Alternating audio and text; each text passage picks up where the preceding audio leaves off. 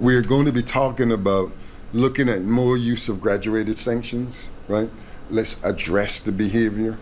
Now, if the person isn't reporting, don't issue a violation. Find out why they're not reporting. Go visit them at home. Go visit them at work. Go visit them at school.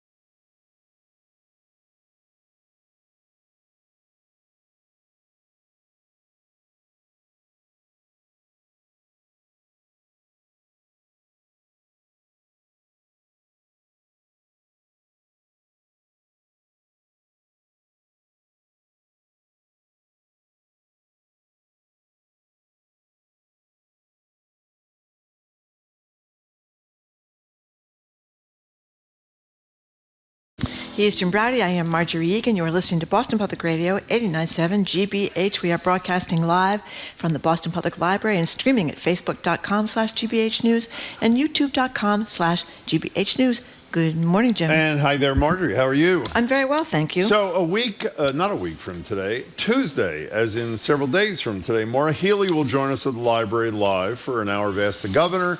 And a week from that, the following Tuesday, Mayor Wu will join us here at the library for Ask the Mayor. 3 years ago tomorrow, thousands of Trump supporters gathered in D.C. for the now infamous Stop the Steal rally, hoping to see the 2020 election results overturned. Donald Trump promised on Twitter, as you'll recall, quote, big protest in D.C. on January 6th will be wild, and it was. 3 years later, we're back in an election year with Donald Trump, the likely nominee of the GOP, leading the incumbent president in the election. Trump has promised to pardon hundreds of convicted rioters. He doesn't call them rioters. He calls them hostages. Hostages. Polling out of the Washington Post shows a whopping quarter of Americans, a quarter, think the FBI was behind the insurrection. A third, not of Republicans, a third of Americans think Joe Biden is not the duly elected president of the United States. We want to get your reaction 3 years in. 877-301-8970 to call or text. Have we learned nothing about how close we came to the end of democracy? Have our leaders done enough to prevent January 6th Part 2? And importantly, are you doing enough to prepare yourself for the end times come 2025? Your reaction 3 years after January 6th. By the way, Biden is giving speeches today rather than tomorrow ahead of it because of the blizzard, a potential blizzard, talking about the threats to democracy, and well, he should. You know, we had Chuck Todd yesterday on, political analyst from NBC News, used to be the moderator of Meet the Press, Yep. and he wishes a Happy New Year. And we joked about the fact that so many people are wishing you a Happy New Year for 2024 with great trepidation. You know, they're saying, Happy New Year, we're hoping for the best, and they're nervous wrecks about it. But we obviously have a big divide in the United States of America. This is a Washington Post story that where the reporter went out and interviewed this guy named Richard Baum, I guess that's his last name. He's a 61-year-old independent from Texas, and he was talking about the insurrection on January 6th. The people that went there to express their views to support Trump were peaceful. They were. The government implants were the violent ones. The FBI, the police people that were put in there, the Antifa and the BLM hired by George Soros. Everybody knows that. You know, I said to you before the show, when was the last time we heard about Antifa being involved in anything? They seem to have disappeared. But in any case, people keep holding on to these. And despite as the Post puts it, the vast legal and evidentiary record, 700 people have pled guilty to crimes, federal crimes, from trespassing to assaulting police officers about January 6th. Another 130 people have been convicted at trial. None of this seems to matter to anybody. Well, you know, speaking of the hostage thing, which really puts me over the edge, Trump calling these convicted rioters, insurrectionists, hostages. Here he is in November referring to the January 6th Capitol attackers as hostages. Here he is. So I call them the J6 hostages. not prisoners. I call them the hostages, what's happened, and it's a shame. And here is Aquilino Gonell. He's a veteran, former Capitol police officer, served for 17 years and was attacked by the hostages on J6, as Trump would call them. This is an interview on MSNBC this morning.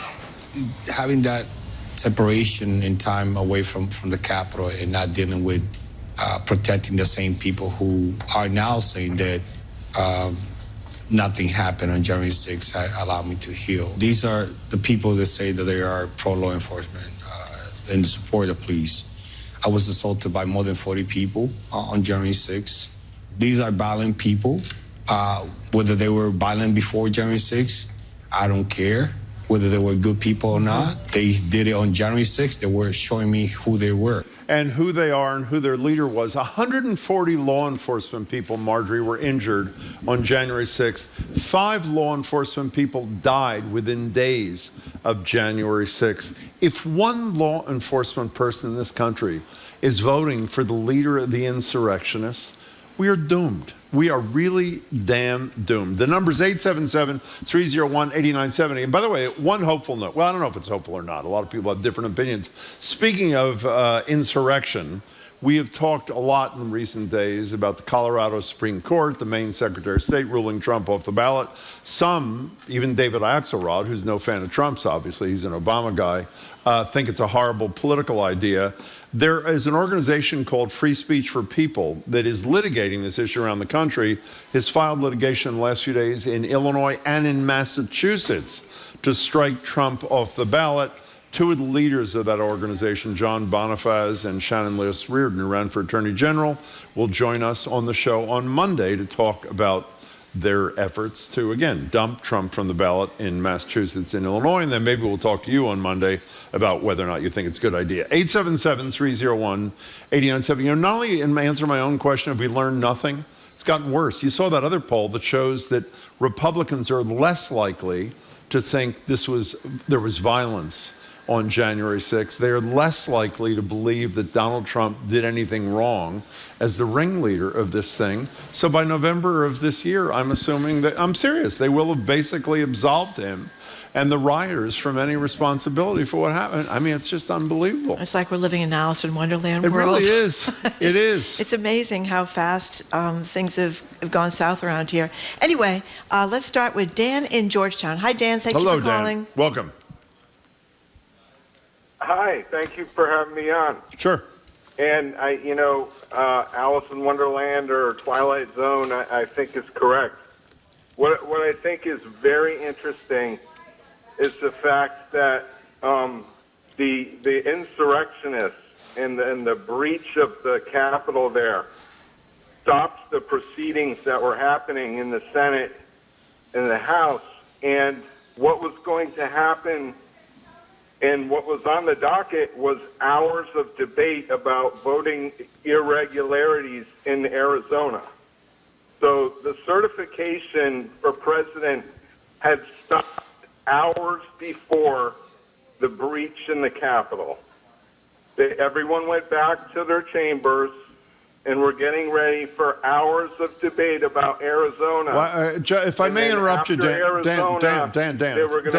Dan, if I may interrupt you, I don't remember it, but assuming you're right, what's the relevance of that? The goal of the day was the certification, which was on the agenda, and the goal of the insurrectionists was to stop the certification. So I'm missing the importance of the Arizona consideration.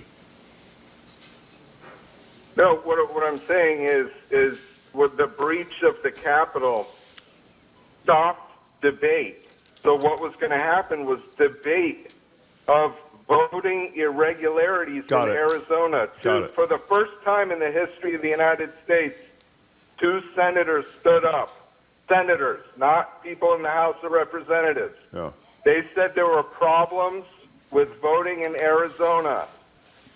Everyone went back to their chambers. And then hours later, they came back, and 2 sentences into Senator Langford's speech about problems with Arizona, the mob was let into the Capitol, and everything stopped. Isn't that interesting? Dan, I guess so. Dan, Dan, thank you very much for the call. With all due respect, Dan, I missed the point. I'm sure it was my failure, not yours. My apologies. 877-301-8970. Margaret, can I ask you my usual question? What? And then you can give me your usual answer. Fox News. Yeah. Are these people who believe these things, that Biden is not a legitimate president of the United States, that there was not violence on January 6th, are they as dumb as I perceive them to be? Or what's your answer to that? All I know is that according to, again, the Washington Post, 39% of Americans who say Fox News is their primary news source believe the FBI organized and encouraged the January 6th attack. And that compares to people who watch other stations, people that get their news from ABC, CBS, or NBC, the traditional networks. What was Kellyanne Conway's line on Meet the Press that Chuck got? I'm sorry. Only 13% of people that go to the regular networks believe that, but 39% of people who watch Fox News. So Fox News, Brian Stelter just wrote a great book called A Network of Lies that documents the lies the station tells over and over again. And it's because they were afraid of losing money. You know, they were afraid because they were going to go. They, of course, called the election for Joe Biden. We can recall that. And then they were afraid that they were going to lose viewers to other competitors. And so they went back to the election lie because that's what they thought. But that's not my question. So the answer to the question is they believe what they believe, not because they're as dumb as I think they are, but because that's the information they have. They think that there are people, particularly older people, the average age of Fox viewers is 70 years old. So I think there's a lot of older people that may be retired and they've got Fox News on 24/7. And I think they don't think you can put all these lies on television, which is reasonable. And they've never seen the video of these police officers being assaulted listen to this. We just with got flagpoles and everything else? we just got a text from Adam from New Hampshire. Said, yes, about January 6th, it was wild. However, it was mostly peaceful. No, he says, I'm not a Trump supporter. I just believe in not being a hypocrite and being consistent. I think it was 1,200 and some people that were arrested and charged that day. So, due respect, Adam, I don't know how you can say something was peaceful when more than 1,000 people were arrested for their conduct that day, and 700 people pled guilty to crimes, including violent assaults on police officers. You're referring to the hostages? Is that who you're referring to? Yeah. The J6 hostages? Yeah, but and then there was a Tucker Carlson thing. Remember, he was picking and choosing. That's right. So, and Tucker Carlson was the leading guy on Fox News for a long time, and he kind of got all this footage from the politicians, what's his name, McCarthy, and was it Kevin McCarthy? Yeah, Kevin McCarthy. How quickly I forget. Yeah. Kevin McCarthy was then the Speaker of the House, and then he kind of doctored it to make it look like it was a bunch of tourists, as some of the people in the House have said. But you know what's interesting? When you talk to people, when Lynn Cheney was running around doing when she was selling her book and she was interviewed a lot, I mean, she and others have said, they don't believe this. Most of the Republicans in the House, they just say it. Oh, the electeds. Yes, I totally buy that. They don't believe it. They're just trying to continue to lie to their constituents because they think that will help them get reelected. Casey in Brighton, thank you for calling. Hey, Casey. Hi, Jim. Hi, Margie. How are you? Fine, Good. thank you. Great. So I was just thinking about how the entire American landscape would be different if, like, Fox News was dissolved in, the year 2000. And while I think it's easy for us to paint certain Americans as dumb, there are some days where I think, these are victims to a system that, preys on fear-mongering and uses propaganda and lies to, further their goals. So it is really discerning, post-January 6th to see how a moment where Americans could have come together and unite became a way to tear us further apart through, the right-wing media ecosystem, specifically Fox News. You know what, by Casey, you must be dating Marjorie. I mean, he agrees with you with Brian Stelter and that sort of thing. And thank you for your call. I understand what's the name of that great movie, My Father Became a Captive of Fox News or got eaten by Fox News. Drove my father insane. Well, whatever it was. Something like that. But whatever it was. I understand. If you're a really old person and you're sitting in your house. It's not that. So a 45-year-old person who watches Fox, just stay with me, watches Fox News. Mm-hmm. They never saw a video of a flagpole being thrust Adam from New Hampshire listens to us quite regularly, and he thinks it was peaceful. He just How's that texted possible? How is that even possible? I don't know. But here's the thing, and a lot of people have made fun of me and said, oh, Marjorie, that's ridiculous. We used to have in the United States of America until Ronald Reagan something called the Fairness Doctrine, which said if you were going to say that the grass is purple, then you had to allow the other person to come on and say the grass is green. You had to have 2 points of view. We got rid of it. That enabled Rush Limbaugh to begin his wildly successful radio program. And Fox News began as much more earth-based. I mean, I'm no fan of Roger Ailes, who was a terrible person, as we know from his horrible sexual assault of women that work for him. But it started out much more earth-based. Bill O'Reilly, like him or not like him, usually did have 2 points of view. That's absolutely right. And they may not have been the best spokesman for the Democrats or the liberal side, but there were 2 points of view. That's gone now. And I think it's anger and fear are very compelling emotions, Jim, and that's what they stoke in people, anger and fear, which is why the woman wrote the documentary. And somebody else, I remember this guy talking about it's called The Brainwashing of My Dad. Thank you, The Brainwashing of My Dad. Yeah. And a lot of people have written this about how they had mild-mannered, parents, Republican parents, like Charlie Baker had one Republican, one Democrat, kind of normal Republican parents, small government, low tax kind of people, and who went off the deep end. This guy talked about how his father worked for... You're not suggesting Charlie's father, Governor Baker's father. Went off the deep end. He was an establishment Republican, worked for Ronald Reagan. People like that. Yes, you might say Charlie Baker was an establishment Republican, or Bill Weld was an establishment Republican. But this guy just talked about how, his father worked for Dow Chemical or some big corporation for all these years. You may not like Dow Chemical, but in any case, he worked for them for all these years, normal, regular Republican. And then he retired, and the son would go home to visit him, and he'd be outside knocking on the door, and he'd hear his father inside screaming at the television set, because before you know it, all he talked about was caravans of immigrants coming across the border. I mean, and crime in New York City. New York City is a hellhole if you listen to Fox News, but those kinds of emotions get people worked up, and they've brilliantly figured out how to do that. Well, I don't think it's anything to do with people's brains. I think there are a lot of really people who choose to be totally uninformed. So I withdraw the term dumb. The reason I'm smiling at you, by the way, when you talk about O'Reilly, who always did have people on from the other side, former colleague of ours, by the way, in the book, I can't remember the name of the book. It was called Outfoxed, or it was a movie, I'm sorry, a documentary. That was really good too. Said, as you suggested, when he'd have someone from the other side, his producers would, at his direction, would consciously choose the least physically attractive. And by the way, you shouldn't say bad things about the dead, but this is what has been written. When Hannity had a partner, Alan Combs.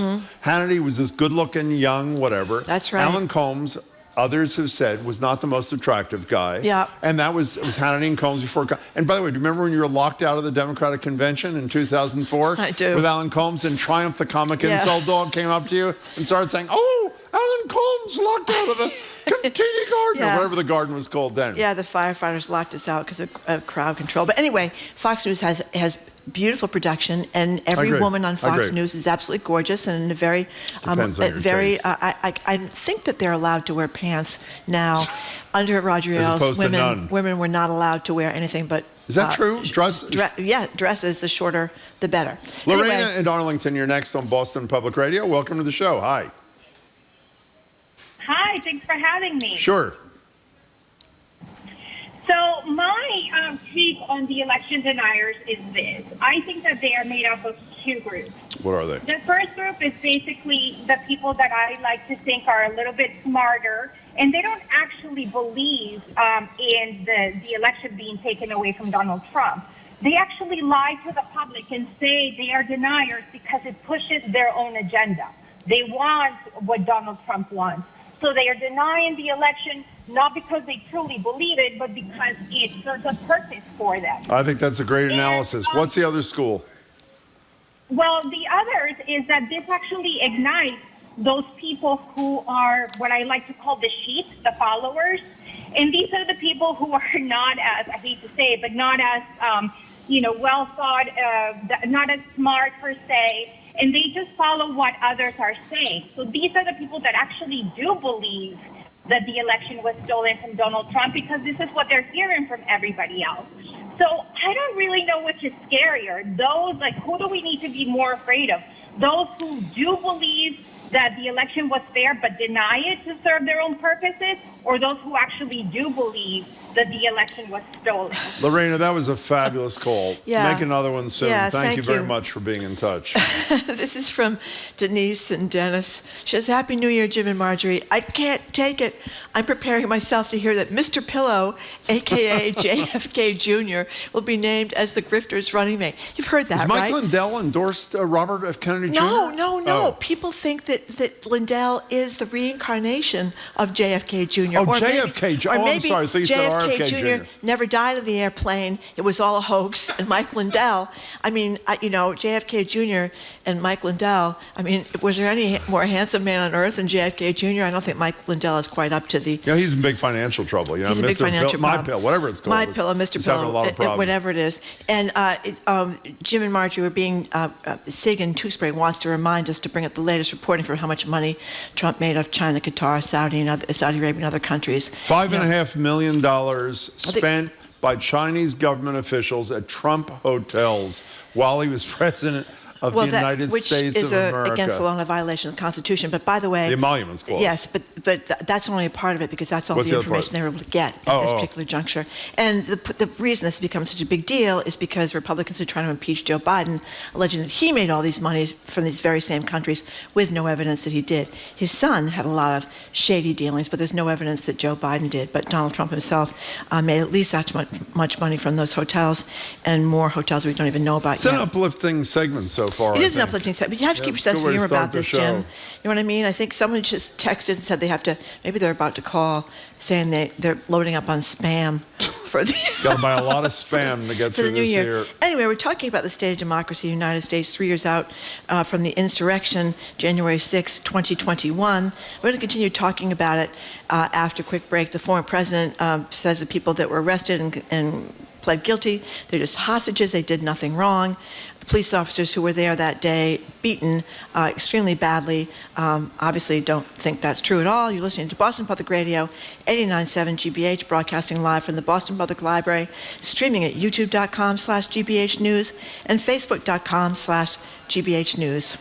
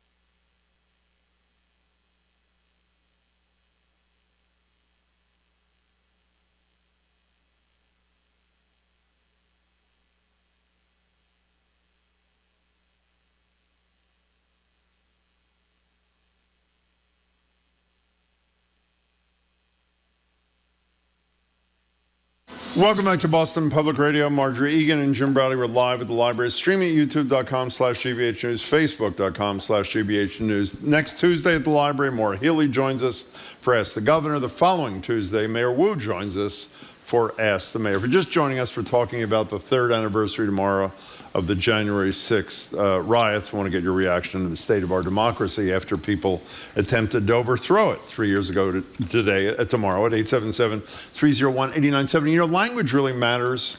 And I mean, Trump obviously understands that, calling these J6 hostages rather than rioters, insurrectionists, that sort of stuff.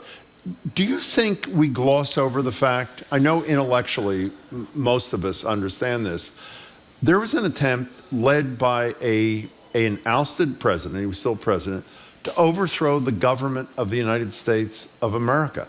That's what January 6th was. And that's what an the attempt Oath to Keepers- overthrow the government of the United States of America. That's what the QAnon shaman, that guy that we all saw in the weird outfit that day, that's what he said. The leader of the ex-Proud Boys, that's what he said. They all said that Trump told them to do this. That's why they were there. That's why they were stockpiling weapons in hotel rooms and all this kind of stuff outside of Washington, D.C., because I guess they didn't want to bring him in and get arrested, although some did bring weapons in. You know, he's and get leading to arrested. be the next president. I know you think he can't win, but no, I know. John King said to us on Tuesday, if the election were this week on Tuesday, Donald Trump would be the next president of the United States of America.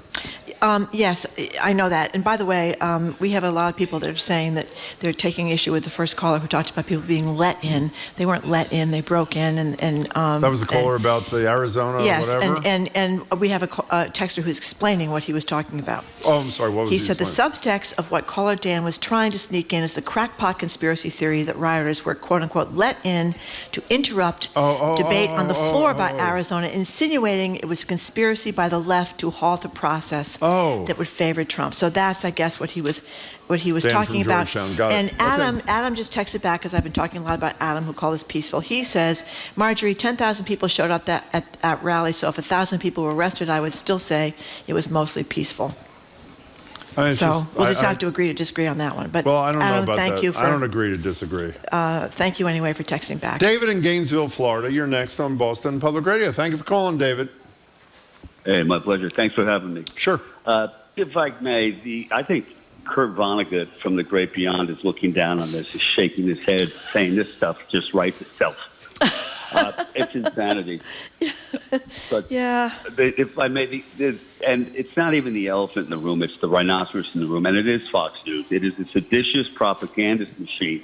And to cut their you-know-what's off, we need to change the FCC rules and regulations that allows someone purporting to be a news organization to be registered as entertainment on cable. Thus, they are not regulated by broadcast news regulations. Correct. Because if they were, they would be yanked off the air in a matter of seconds. Why isn't this being addressed? David, can I tell you, David, David, to make you feel good, that's a and great Jamie, point. Maybe you can check this. A former Fox executive was either on TV with me last year in Greater Boston, or on this, Jamie says, on the radio show too. Oh, he was. He was on both. He has filed a lawsuit challenging the re-permitting of the license of the Fox News affiliate in Philadelphia for exactly the reasons that David is talking about. And we're going to try to give you an update. He admitted it was a long shot. Again, former Fox News executive, this guy. And Preston Padden and Bill Kristol, that's right. Yeah. We're on, and we'll tell you recertification of the license. We'll tell you what the status of that is in a minute, but at least some people are trying to make that happen. David, thank you for the call. And by the way, as you said, I thought he was going to go where you go. The reinstitution of the Fairness Doctrine, and not only reinstituting it, but applying it not just to broadcast networks, but to cable would be a huge step in the right. By the way, why aren't the Democrats in Congress supporting that? I don't know, but it's not, and it's not just Fox too. It's a whole network. It's a lot of very conservative right-wing radio that plays all around the country. It's that TV organization that it begins with an S. I forget the name of them. The big, huge TV organization that owns all the Sinclair. Thank you. I think that's radio. Is that radio? No, or it's TV TV. too? It is. That owns it. Well, they may have radio, but they own hundreds of TV stations that has a boilerplate perspective that is very conservative. And Breitbart, those kinds of things. Daily Caller, all this stuff Daily online. Caller. And the most popular guy on Facebook is still, or certainly one of the most popular, is Ben Shapiro. Very conservative guys on radio that influence a lot of people. Tom from Salem, thank you for calling. Hello, Tom. Oh, hey, guys. Hi. I jumped in late on the show, but I got the gist of it, and it's really hitting me home because I have 3 sons. My oldest, his mom and I got divorced 30 years ago. He grew up in New Hampshire, and he and I had a drag-down brawl about Trump versus Biden, which breaks my heart because I'm as left in. And he blocked me on his phone. Oh, my God. Because He doesn't want to hear it. And I'm like, and I was savage. I'm like, literally, like, how ignorant can you be? And do you realize that Republicans just want to F you and Democrats want to help you? He's like, they're the same. I'm like, they are very far from the same. Like, where do you get your news? I'm like, I watch every congressional hearing. I watch C-SPAN. I read The Guardian. I read The Washington Post, The New York Times. I occasionally watch right-wing news to see the bent that they propel. And it's like, and I'm just like, and it, first of all, I'm hurt, but I'm also incensed, like, that people can be sold this bill of goods that is BS and buy it and smile as they're getting effed. You know, Tom, if I may, first of all, your call is totally heartbreaking, I should say. It brings a whole different level to this. What do you think it is that caused your son to believe all these fairy tales?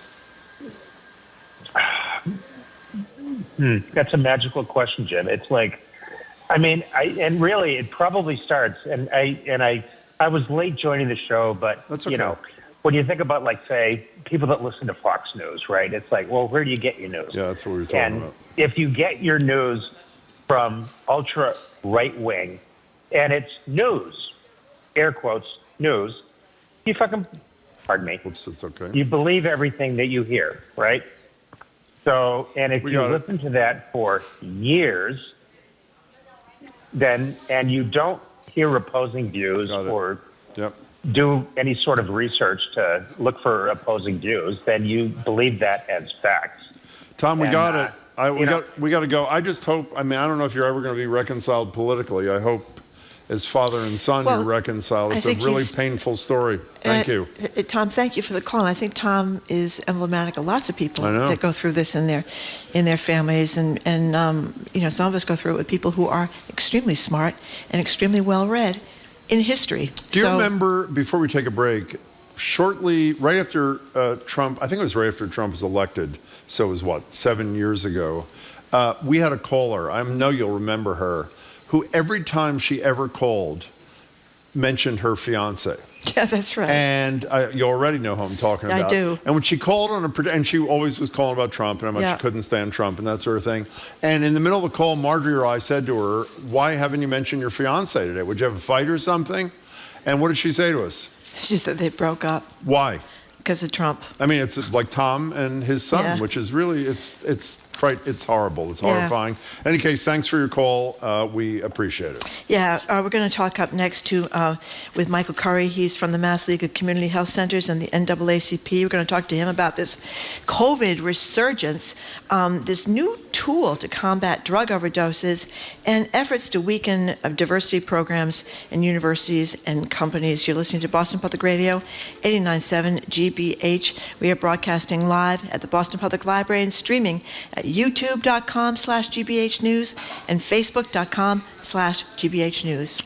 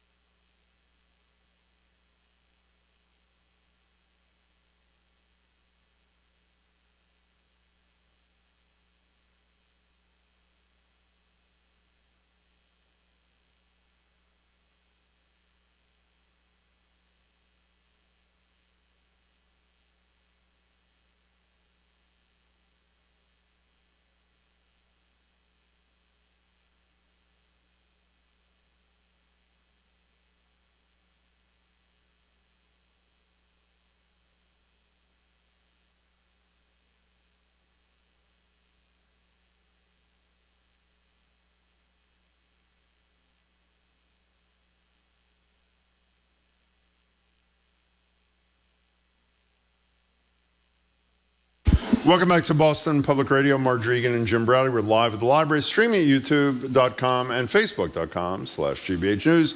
Maura Healey joins us for Ask the Governor on Tuesday right here at the library. Mayor Wu joins us for Ask the Mayor the following Tuesday right here at the library. We're joined now on Zoom by Michael Curry. Michael's the president and CEO of the Massachusetts League of Community Health Centers, also a member of the National NAACP Board of Directors, where he chairs their board's advocacy and policy committee. Good morning, Michael. Good morning. Good to see you both. Good to see you, too. Great to talk to you, too. So, Michael, let's You're start. looking cash today. This is not the usual. I just saw you for the first. What's up? My last day of vacation is it? Oh, you're a sweetheart. That is really kind. That's always a tragedy, the last day of vacation. You go back to work. Exactly. I always feel I just left 75-degree weather to be back in the cold. I'm We're sorry. glad to have We you feel your anyway. pain, Michael. Let's start with the story of the week, the resignation of Claudine Gay, the former president of Harvard. What do you think? Disappointed. I think many of us have said that we expected what we call the blacklash to happen, not backlash, but blacklash. Yep. When you see black folks, people of color, being appointed to many prominent high-level positions across the country in response to this heightened consciousness we've had in the last several years. And we knew, those of us who've been watching this stuff for years knew that when you do it, you don't do it with a sense of commitment, with a sense of understanding that it is about all of us when we elevate voices of color, leaders of color, women into these key positions. Then there's always another side to this where people withdraw. And I think Claudine Gay won the attacks on, her comments, and I think she probably regrets how she testified on the Middle East crisis. She did, yeah. But I think many of us would agree that that was not really what was the behind the call for her removal, and the DEI efforts and some of the other things, and then the plagiarism. I posted something on Twitter, which is now X. I posted something saying, now let's lift up the heightened scrutiny to all of those leaders in Harvard now to see how much plagiarism there exists within their prior works. I believe that we would find that this wasn't applied equally. One of the things we talked a lot about since even before Gay resigned, but since Tuesday when she did resign, is something we've discussed a lot with you, Michael, in the context of the fallout of the affirmative action or the anti-affirmative action decision of the Supreme Court of the United States. While it only applied to higher education, we have talked about, I keep saying 13, some number in the teens of Republican attorneys general wrote to the Fortune 500 companies basically saying, watch out. That decision could apply to you too, meaning these DEI programs and other related things you're doing, you should watch out about. And the reporting that we've read is that corporate executives, even though there is no Supreme Court decision that applies to them, are drawing back, either out of fear, out of lack of commitment, time passed since the murder of George Floyd. I think the likelihood of college presidents, many, not all, retreating on commitments to things like DEI because of what had happened at Harvard and Penn and other places is both real and imminent. Do you worry about that? I do. I think whether it's employee resource groups, ERGs, whether it's diversity in the curriculum and in the conversation around the history of racism, whether it's the language you use, as we now have a context to understand these things around white supremacy and privilege and all these things that many of us who studied ethics and took these courses when we were in college many years ago, that the broader community is starting to catch up and have the conversation. There is a backlash to the truth. There's a backlash to a context to understand racism in this country. There's a backlash to progress, and it's historic, and it's always been that way. It was after slavery and Reconstruction, and throughout history. There's after the civil rights movement, there's a backlash. After Obama, there was Trump. There's a reason why we resist progress, and we've always done that in this country, and we should not be surprised. So yes, they're coming for a program near you. They're going to go after diversity, inclusion, equity programs writ large. And by the way, they'll have the face of Democrats and Republicans. They'll be white liberal and white conservative. I think we tend to think of it as just being conservative, although I think they're going to lead the movement I think there's a white fragility, and I'm going to use that word intentionally, that is really starting to come out the other side of this and are going to retreat from much of this progress. You know, Michael, last summer at the NAACP convention, we talked with two business people in Boston, Ricardo Pierre-Louis and Rose Starum. Ricardo is in the transportation business, and Rose is in the events business. And Rose particularly talked about how she got in business from around the world, all these other countries, and somehow she couldn't seem to get any business event planning in Boston. She was very involved in the NAACP convention, and so was Ricardo. I think he should say transported 10,000 people a day. And there was a hope then that the visibility might change things for them in Boston. We talked to them again yesterday. I think it's fair to say that it wasn't what they'd hoped. So far. So far. In fact, Ricardo talked about how there's this California mega company out there that runs the parking garages around here, right? Well, they're a bidder for the BPDA contract that two local firms, including his, are bidding for. And he's waiting, and he says he's hopeful. He's hopeful. But anyway, I don't mean to be pessimistic, but it didn't sound like they achieved what they hoped that they could from the convention. Yeah, one, I thought it was a phenomenal interview and conversation. They're great. I know Rose well, and I know of Pierre. So I think they're phenomenal entrepreneurs. I think the point was very well made, which is there's untapped talent and business opportunity for the broader community that Black, brown entrepreneurs can provide services and goods, and yet they're being overlooked. And as was said in that interview, it all comes down to relationships. Yeah. And those relationships didn't often represent the rich diversity of the city or the state. So when it comes down to who gets the parking contract or who gets the entertainment, decorations and planning work, they don't look like Rose and Pierre. I think it is, I'm encouraged because I know Shagun Idawu very well in the city of Boston. He is phenomenal. He has a commitment to this work. He will drive the Wu administration's commitment here. And I think we should expect that they'll continue to get support from him and the administration through the mayor. But your interview highlighted this. It's not just about whether BECMA, the Black Economic Council of Massachusetts, or whether the city of Boston. This is about whether the business community writ large will tap Pierre and Rose and give them work. They can do great things. Yeah. And any of you who came to the convention during the summer know that it was phenomenal setup. It was well done. The parking, the decorations, the entertainment was great. What that means for all of you, whether you're members of the New England Council or the Associated Industries of Massachusetts or the Boston Chamber of Commerce or the South Shore Chamber of Commerce, you need to follow up that interview with some phone calls to say, who are they?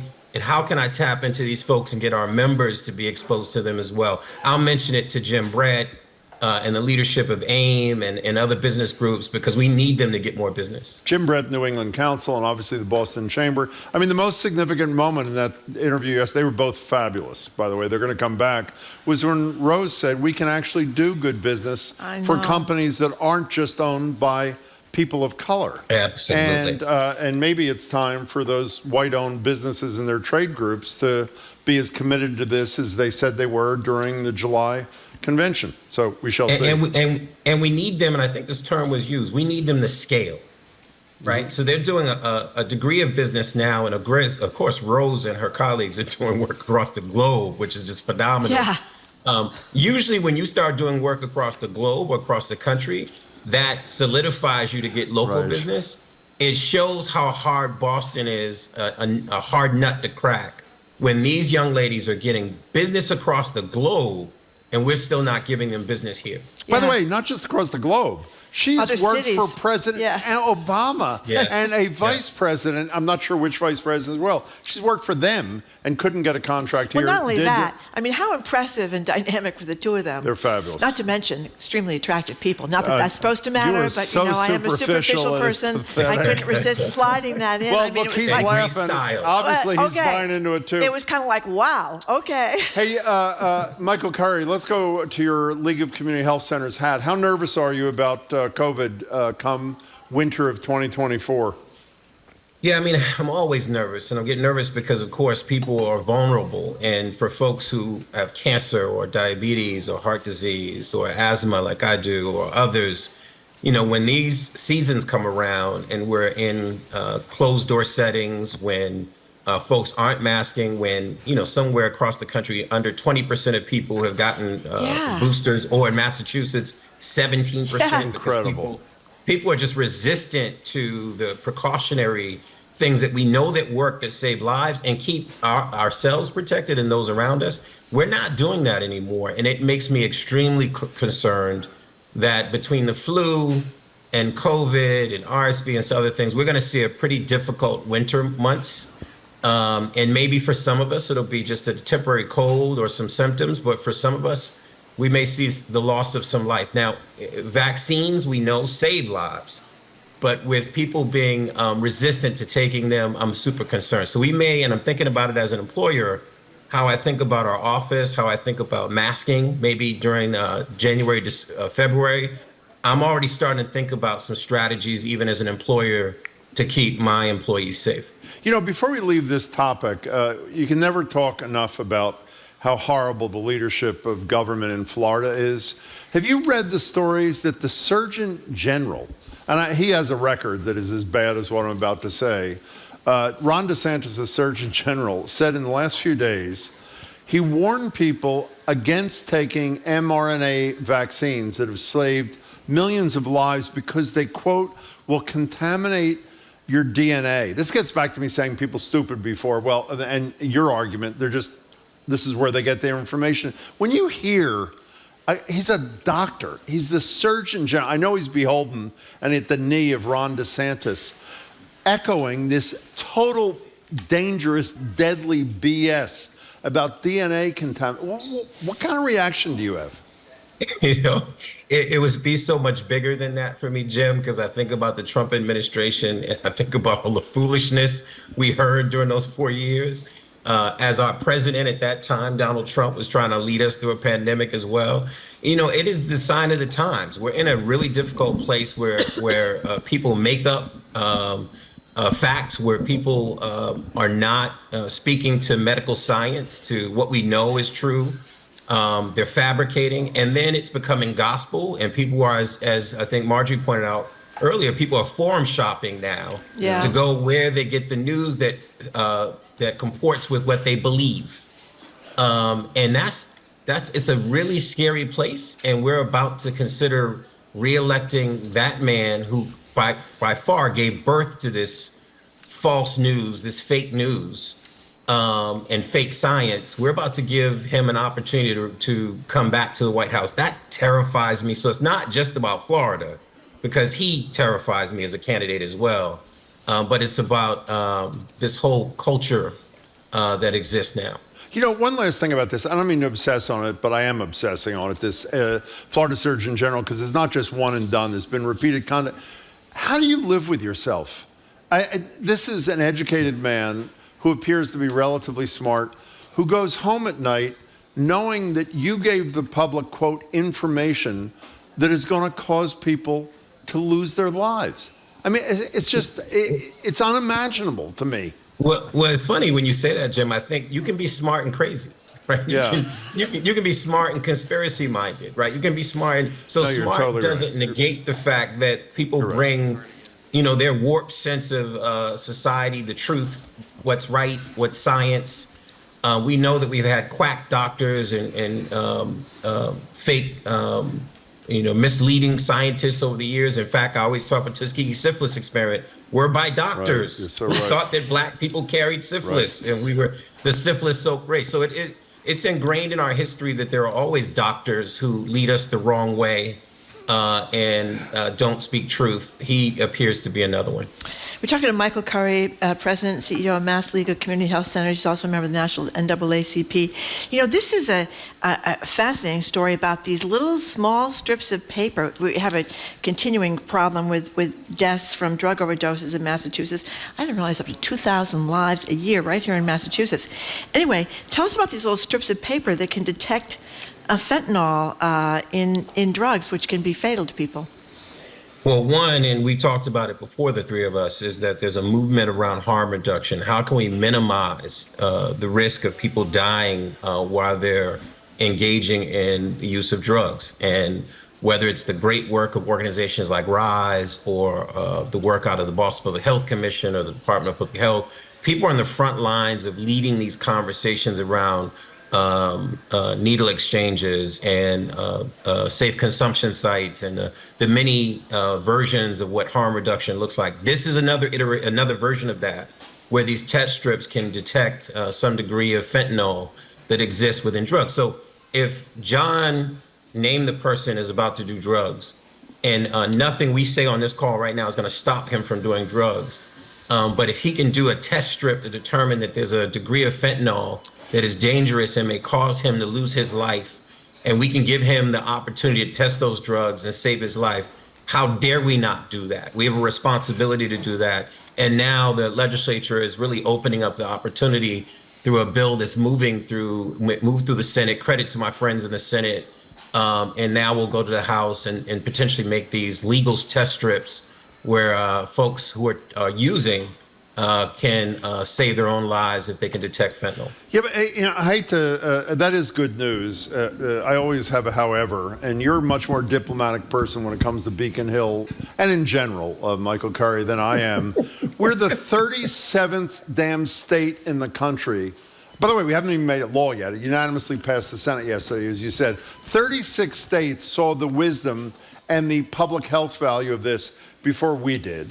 A number of the other states haven't limited the authorization, the legalization of these strips to fentanyl, but to other deadly drugs, which we have not done here.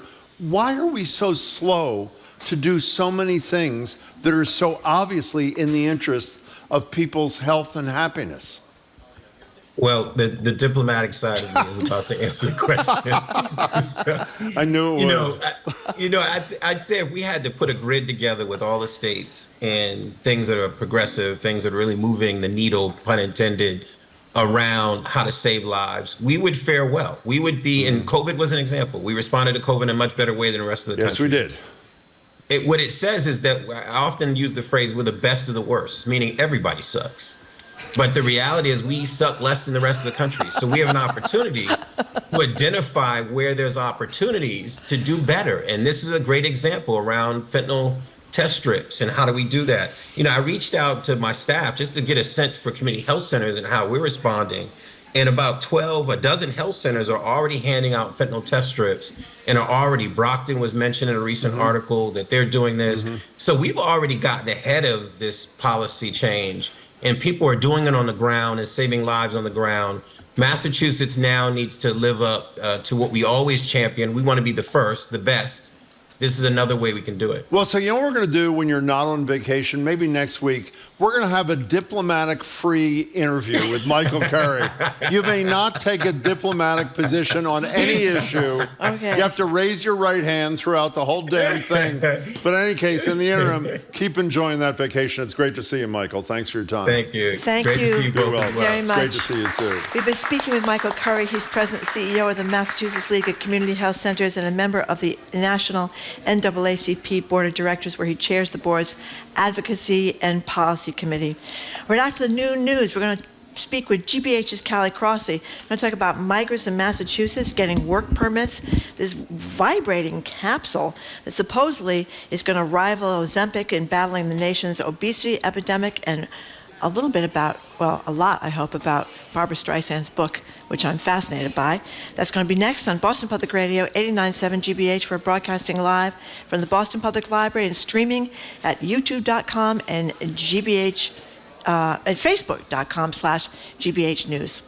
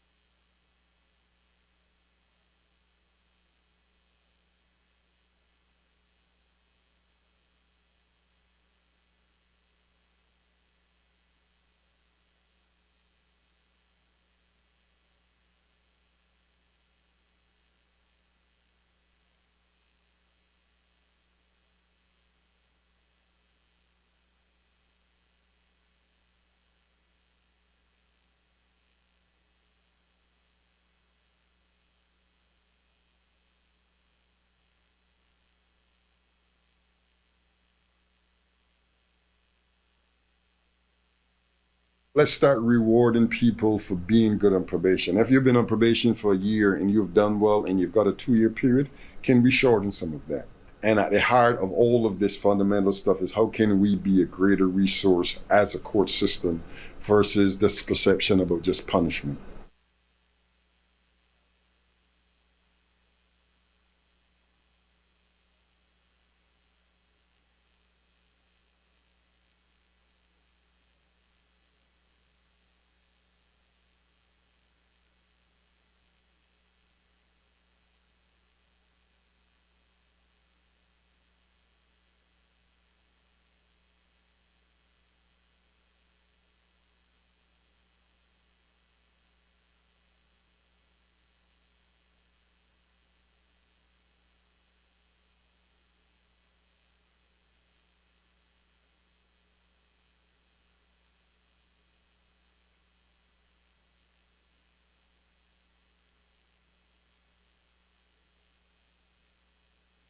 Houston Browdy, I am Marjorie Egan. Welcome to hour number 2 of Boston Public Radio. We are broadcasting live as we do every Tuesday and every Friday from the Boston Public Library, and we are streaming at youtube.com/GBH News and facebook.com/GBH News. I want to mention Maura Healey is going to be with us, the governor, of course, of the Commonwealth of Massachusetts, right here next Tuesday.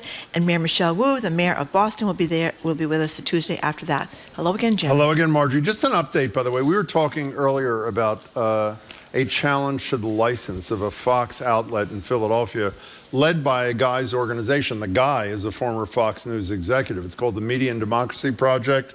They have I guess it's before the FCC, a petition to deny this Fox outlet its license in Philadelphia. And the status is they've requested a hearing. It hasn't yet been granted. And we will obviously stay on top of that. Again, they admitted it was a long shot, but I think they had a pretty interesting and good case. We're joined now at the desk by Callie Crossley. Callie's the host of Under the Radar with Callie Crossley.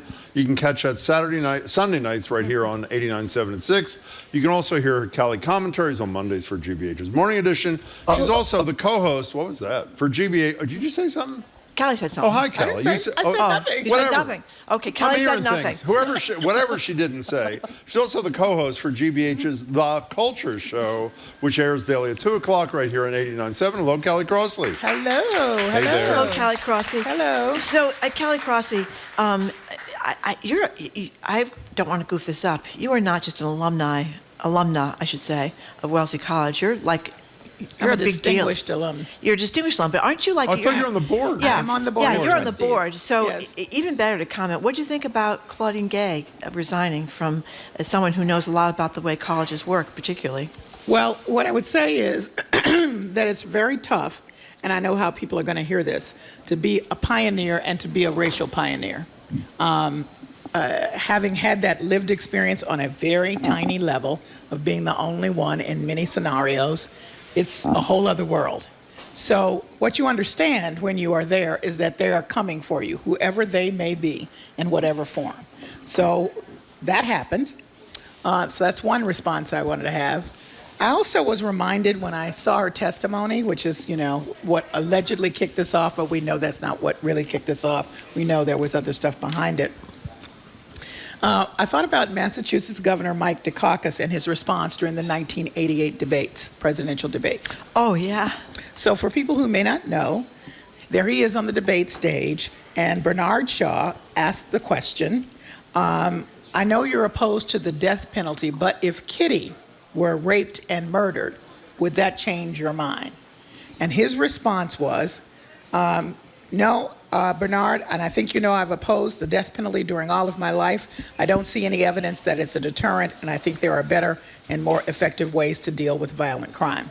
So what was absent there? The emotional response to the story, yeah. But also, he needed to give his policy stand as well. So I think what was missing that people craved in the moment when she was asked the question was the emotional response, and then give me the policy statement if need be.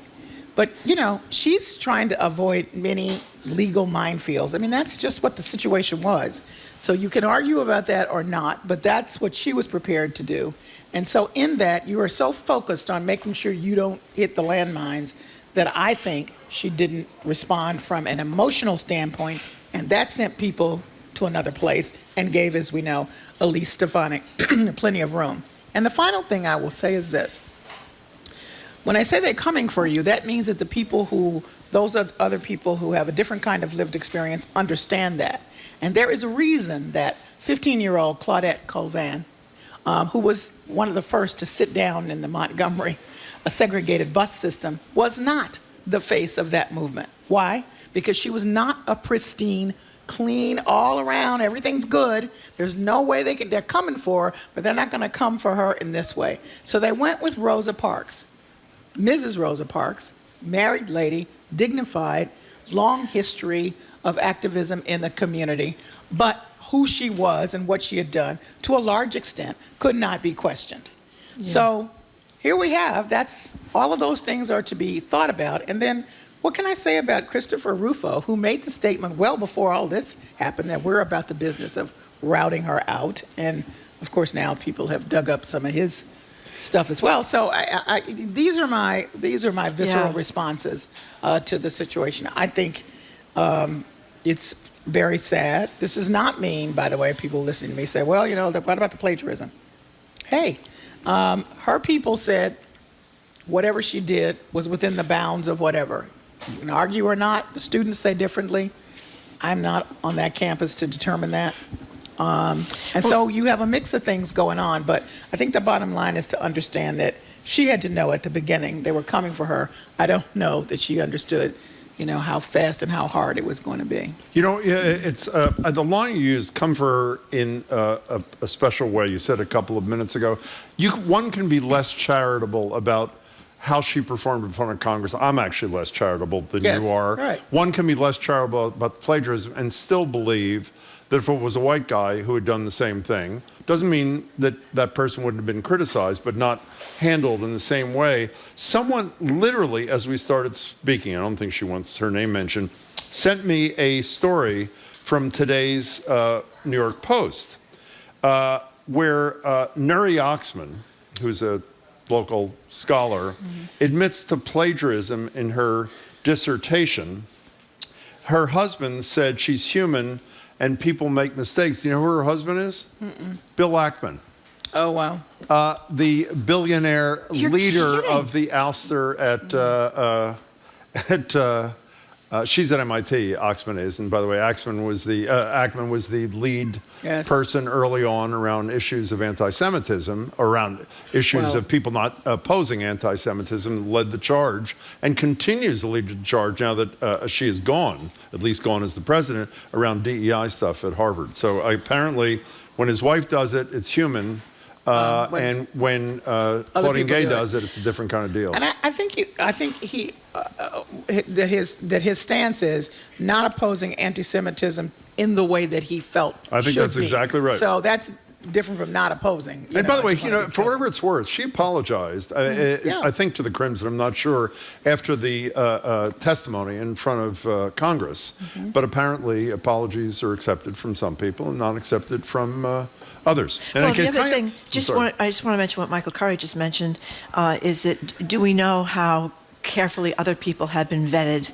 Probably And not. I don't think I certainly don't know how carefully they're vetted, so I don't know the procedures for picking college presidents, but I was interested to read about the secretiveness, the secrecy of this Harvard corporation, which seems not to be very forthcoming about anything.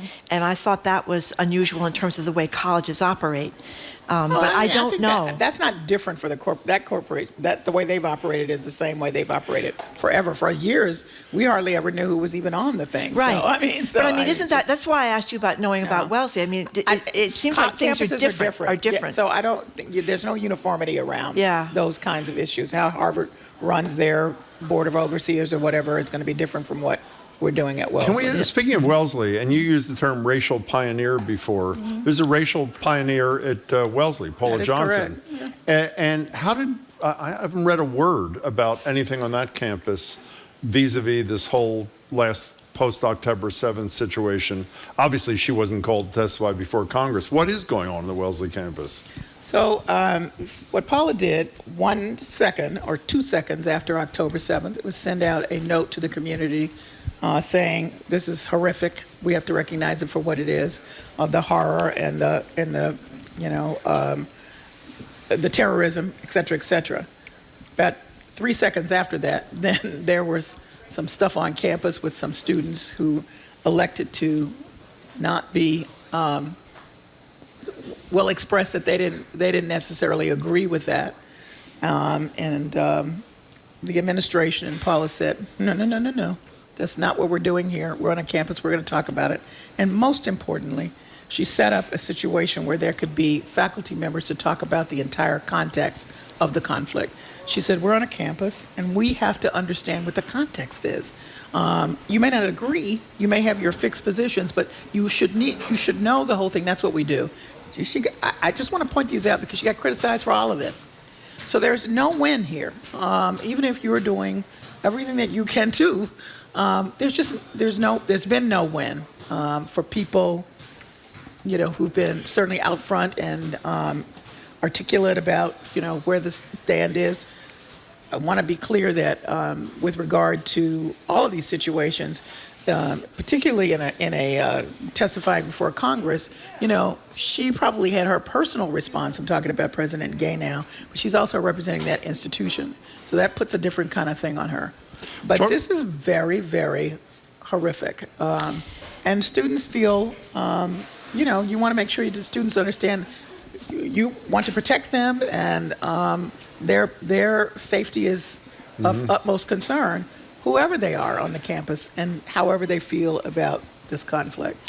I just want to mention, because we didn't mention it this week, Jim, and today is Friday, there was some criticism from women's groups. We talked to a couple of women that were upset about this. A couple of them wrote a piece for the Globe about not detailing the sexual violence aimed at Israeli women in the Hamas attack. Particularly how slow the UN was. Yes, and the New York Times did a story which was brutal to read last Sunday, but I think it's important to read to see the cruelty and the torture aimed at women in a way that just turned your stomach. But I think it's an important story, and the media, all of us, were too late to really talk about that. And targeted. We need to emphasize targeted, not just happenstance. No, targeted in gruesome kinds of ways. I can't even. I mean, it's sickening to think about. Anyway, okay. On that note, we'll move on here. Let's talk about Jamal Khashoggi's widow. She's gotten asylum in the United States. Yeah. Which I guess is a very good thing for her. It is a good thing for her. Talk about somebody who was, threatened and hid out actually for a while because after he was assassinated, I think that's the only word we can use in this situation. You can argue. Dismembered is what you can also use. I should have said he was a Washington Post columnist that was criticizing the Saudi regime. That she was living alone on an air mattress, hiding out in a home of a stranger in D.C. They themselves, when they were together, they lived apart for a lot of their married life, were moving around just, out of his safety because, he was writing stuff that upset a lot of people, obviously. And so finally, she's gotten political asylum. This was directed by Representative Don Bayer of Virginia, who apparently has led this effort. And so she's quite relieved, but obviously it's still a sad situation. And as other people said, this is kind of a final chapter of a very, very sad situation because, the guy was, to your point, dismembered, and we still have that relationship with the Saudis, and we're not quite sure where we are on that, and people have a feel about that. So. I don't know how you feel. I have to say, when I saw what candidate Biden said about Saudi Arabia, which I thought was the right thing, and then saw President Biden fist bump the Crown Prince, who the CIA has concluded, without a shadow of a doubt, was responsible for the execution of this. It's just, we talked about diplomacy with Michael Carrie. I understand sort of diplomacy, and the President of the United States has a different responsibility than all the rest of us. It just was, can you imagine if you're his family members, right. co-workers at the Washington or other people who Post, who have right, been, exactly. You know, It's just put in the crosshairs. It's really hard. Yeah. In any case, we're talking to Callie Crossley because Marjorie really wants to get to Barbra Streisand. I do. Which you're doing. Can we quickly, since we're so critical of Beacon Hill, I want to do a compliment and a shout out to Maura Healey. Here's what she had to say to us. We talked a lot about migrants here, people who need shelter. Everybody knows she said, a 7,500 person limit. It's going over that limit. She said repeatedly, the problem is how slow Washington is to grant work permits. And if they had work permits, they'd have work that have income. They could leave the shelters. Here is Maura Healey on our show in November. The Biden administration has had its hands tied somewhat in terms of how quickly it could move and what it could do on work authorizations. What we've worked out with them, though, is maximize your best efforts, Biden administration, Department of Homeland Security. Get on the ground with us. I've got teams there processing, as we did a week ago, and we will continue this week, to move people through the system at whatever stage that they are in. And so it's been a really comprehensive effort. I think it'll be really good because it's going to be resulting in people being able to more quickly work here in the state. So when she said that to us, it was all theoretical. It's no longer theoretical. It appears it's working. Yes. You know, I was impressed by this to say, finally, how many times have you been in a work situation where you've said, if they would just do this, we could accomplish this. I watch Undercover Boss all the time. There was a whole episode where the undercover boss realized when the woman said, why do they put the sink across the room when we have to wash the cups over here?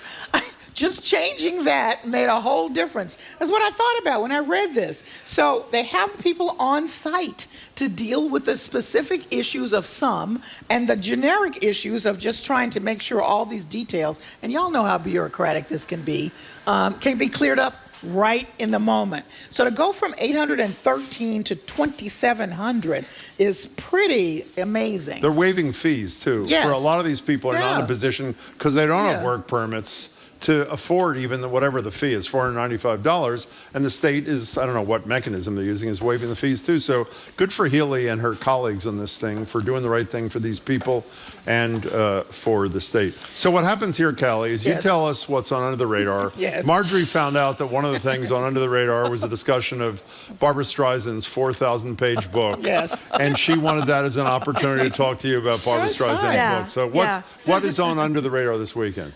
So we have a piece about self-checkout and how it's on the demise. Yes, Good. I hate Good. it. I know others like it, but I'm just expressing my bias on that. But there's a lot of cutbacks on it. Some absolute elimination in big retailers and stores, so that's that part. And the second part of this the show is about the 992-page memoir by Barbra Streisand called My Name is Barbara. So we figured, I'm not going to get Barbra Streisand in an interview, so what is the next best thing I can do? I can get some folks who really, really know her. Don't say they know her, but really, really know her and her work. So we have Garrett Stewart, who's a professor of literature and cinema at the University of Iowa. He's written the only book that deconstructs what makes How She Sings so incredibly That's pretty great. Fabulous. And he just went to a worldwide conference in Germany to talk about her cultural impact as he says, and as Barbara agrees, an actress who sings. And the second person we have is Matt Howe. 20 years ago, he founded the Barbara Archives. It was a fan website. Now they call him to verify facts. That's how detailed it is. He is listed in a couple of album liner notes and acknowledged in the back of the book. So I would say we got people who really know. Okay. You know? So there were a couple of things that I had no idea. First of all, I didn't know that Marlon Brando rubbed her feet. Didn't know that. I mean, you know, she is really frank. So I can't say enough about how great this book is, first of all. Have you read it? I gave it to my sister. Yes. My daughter gave it to my sister for Christmas, so I'm waiting to get it. It is a big tome. It's very, very thick. But, Marjorie, I don't do books I haven't read. Okay. So tell me. So you can flip through it.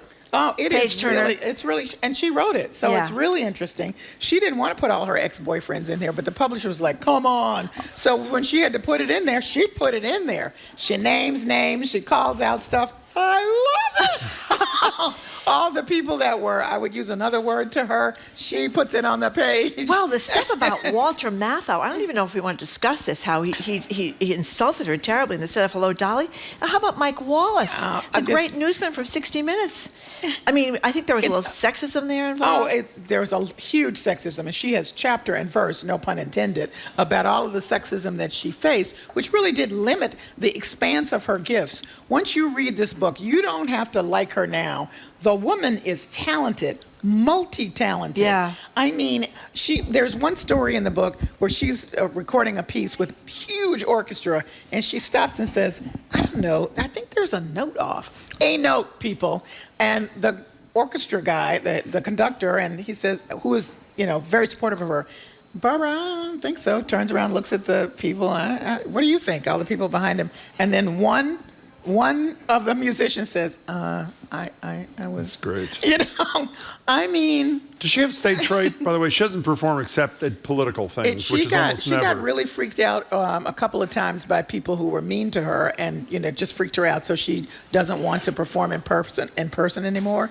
I would love it if she would. But I mean, it's fabulous, all the way to her finding the love of her life with James Brolin. La la la. Let me just tell you something. Not only is he good looking, he's a man's man. Because she tried some stuff with him at the beginning, and he said, "Oh, I don't think so." And she said, "Okay." What kind of stuff? What kind of stuff? When they were dating, she was like, mad at him or trying to be, I don't know, flip or whatever. So they were out at an event, and she decided, I'm just going to go home. So she went home. Really? And he called her and said, you will not do that again, ever. Wow. And she said, and yes, I won't. That's correct. Callie's celebrating it. By the way, they've been married for a long time, right? Yep, 25 years. I like Elliot Gould, her first husband. My God. That was good. Okay. Let me just add this. Because What? I very rarely, because I don't like to speak for Black America, but this is something I have to say about her. She is one of the few white singers that Black people think can sing. Hello. So that's all I'm saying.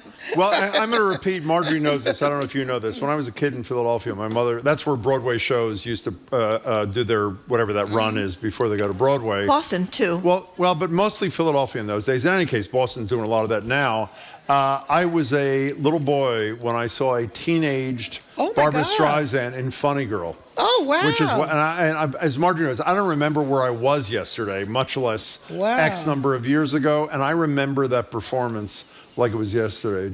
I'd never heard her name before until we went to the theater. She can sing. And it was just she. Well, I remember really being sing. a kid. She was 25 when she did it. Oh, she Broadway. was? Yes, it's ridiculous. Oh, I thought she was a teenager. So, okay, she was young 20s. Okay. And I remember when that first album, I think it was the first album, Cry Me a River, came out. Yeah. I mean, we were teenagers just mesmerized. I mean, the quality of her voice is incredible. Yeah. And by the way, she does not exercise her voice. She said only in recent years she felt kind of guilty because people kept saying, what exercises do you do? And she was like, I don't do any. And people kept trying to get her to shorten her nose. And she said, no, forget it. I'm not going to do that either. Yeah. So, I don't know. Great book. Okay, great book. So instead of that, Bradley Cooper lengthened his nose. That was the... we're going to talk about that in just a second. Callie, it's good to see you. Thanks. Callie Crossley, thank you. Not to be missed, Sunday night, 6 to 7, all about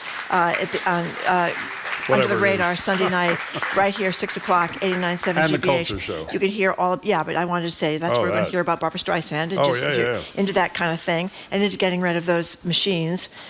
Imagine working at CVS. Help is on the way. Help is on the way. Help is on the way. Every 2 seconds. It's about the people. It's not about help is on the way. We've been speaking with Callie Crossley, host of Under the Radar with Callie Crossley. I just said Sunday nights, 89.7, 6 o'clock, Barbra Streisand talk. You can also hear Callie's commentaries on Mondays for GBH's Morning Edition. And she is also co-host of GBH's The Culture Show, which airs daily at 2 o'clock, right after us on 89.7 GBH. Thank you to Callie. We are going to talk with the other co-host of The Culture Show. That would be Jared Bowen. He's back from a nice holiday in Paris, sleeping in Marie Antoinette's bed. The last part might be a little bit of an embellishment. You'll have to wait to find out. But anyway, oh la la la, he's just back from Paris. He's going to tell us about The Culture Show and what he saw in Gay Paris. Jared Bowen next. You're listening to Boston Public Radio, 89.7 GBH. We are broadcasting live from the Boston Public Library and streaming at youtube.com/GBH News and facebook.com/GBH News.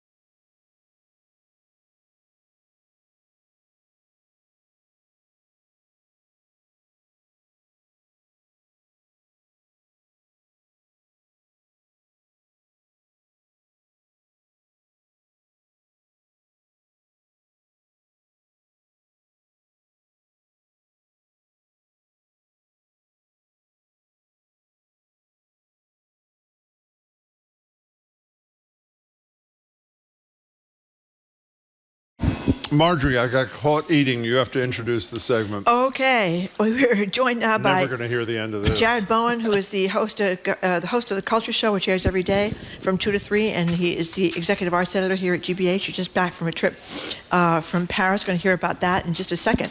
But first, let's start. People may remember Keith Haring, the painter. Is it Haring or Herring? Haring. I thought so. Who died very young, 31, from AIDS complications back in 1990. He created a very famous painting called the Unfinished Painting. But something has just been done to the unfinished painting. Yeah, well, the background on this is that he, of course, died very young, as you just mentioned, of complications of AIDS during the AIDS crisis. So it was very symbolic that there was this unfinished painting, something he wasn't able to finish because he died too soon, like so many artists whose lives ended prematurely. And so there was an artist who posted a picture of this unfinished painting earlier this summer and lamented the fact that he wasn't able to finish it and the pain it kind of causes to look at. There it is, by the way. If you're watching on YouTube or on Facebook, there is the unfinished painting, correct? Exactly. So and to describe it for our listeners who aren't looking at it, you see a largely blank canvas, but up in the upper left-hand corner, you see where he did paint, and then there are streams of paint running down, which he would presumably have painted over. However, flash forward, and recently somebody saw this post of this woman lamenting the fact that he died too soon and used AI to finish the painting. And so this has been very sacrilegious in art circles and for a lot of people who say it just ruins the symbolism of the painting, not to mention the fact that this is how he left this piece. And by the way, the finished painting is now displayed if you are watching on YouTube or Facebook or here at the library. So you're out of your mind over this, I assume. Well, yes? I am. It's just so, first of all, it's just tasteless because somebody just does something in a few keystrokes without really understanding what they're doing or taking the time to understand it. And then let alone just the implications of touching somebody else's art. And there are conversations now about copyright infringement and things of that nature. So yeah, of course it's problematic. Okay, so explain to me why I am equally appalled by this, but I listen to the Beatles now and then almost every single day in my car, which is an AI-created reunion of 4 Beatles. I believe only 2 of them, Ringo and Paul, performed together. George Harrison did something, AI included it, and then same with John Lennon, who wrote the thing. Is it okay for me to feel how much I like that and how appalled I am by this Haring AI thing? It's not quite apples and oranges, but I agree that there's similarities here because I also loved that song. I thought it was a beautiful song, and I think the distinction is in the intention. You had, first of all, you had John Lennon's son supporting this, Yoko Ono supported it, and it was the surviving Beatles coming together. Even before George Harrison died, he had come together too to try to have this final song realized. So, however, but I guess what I'd say to that after agreeing with you, if Haring had, I assume he does, descendants or family members or something, and they said yes, I don't think I'd feel much better about this, even if they signed off. So how about that? It would have to be a matter of how they were presenting it and how they were talking about it. In the way that I'm looking at this, in the way that we see the AIDS crisis and the lives it cut short, the artistic careers it cut short. I mean, that's the saddest thing to think about that time is all the artistic careers that didn't flourish. What could have been out there in the world that never happened? And yeah, it would be hard to believe that it would be any more meaningful if it came from the family in this situation. Well, also, when you look at what the painting is, you know, it's got the artwork in the corner, as you say, the figures in the corner, and then the paint dripping down. I mean, you see it as a metaphor, don't you, for what happened? So that's the problem to me. It's that it's taken away the whole impact. He doesn't. Jared doesn't agree about the drippings. Well, he thinks the drippings might have been ones that Haring intended to cover over when he. Yeah. Exactly. I thought you were saying the drippings were intentional to cover them over, right? Because he died. I mean, I thought that's what was so upsetting to me about this. I think so too, because he, to my knowledge, in the paintings and the works that I've seen, you've never seen those drips. He never used. That wasn't an intentional device. So it makes it even more meaningful that this is something that he would, if he were alive, he would have gone back to, and they wouldn't have lasted there on the canvas. So why doesn't somebody like you and a lot of yous who are respected sit down across the country and establish a I mean this seriously, a sort of a you made a pretty good argument about now and then. Was it Julian Lennon or Sean Lennon? One of the kids. One of the kids. Said, we're fine with this. I think Yoko Ono said. She did, yeah. In fact, she provided the tape, did, I guess. yep. Okay. So that's one set of facts. This is another. Why don't people in the arts community, it doesn't stop people from doing what was done there, come up with what are equitable, ethical criteria? Well, why are you shaking your head? Because this is the problem. This is the problem that the entire world is facing right now. I think Europe is ahead of us in trying to put up guardrails against this kind of thing. And how often have we talked about the hearings on Capitol Hill where they don't even understand? The legislators, congressmen, senators don't understand this technology whatsoever. And to think that you're going to get a group to sit down and the entire world will abide by this because this doesn't have borders is difficult. I'm not to say that we shouldn't try to do this because absolutely we must, but we're so behind technology that's advancing at this incredibly rapid clip. You know what? I'm just going to do it. Actually, now I think about it, I'm just going to set the criteria. Okay, Jim. We're talking to Jared Bowen. So, the new film, Maestro, directed by Bradley Cooper, who also plays Leonard Bernstein, and the film is now streaming on Netflix. We're going to play a piece of this, and then we're going to ask Jared what he thought of the movie.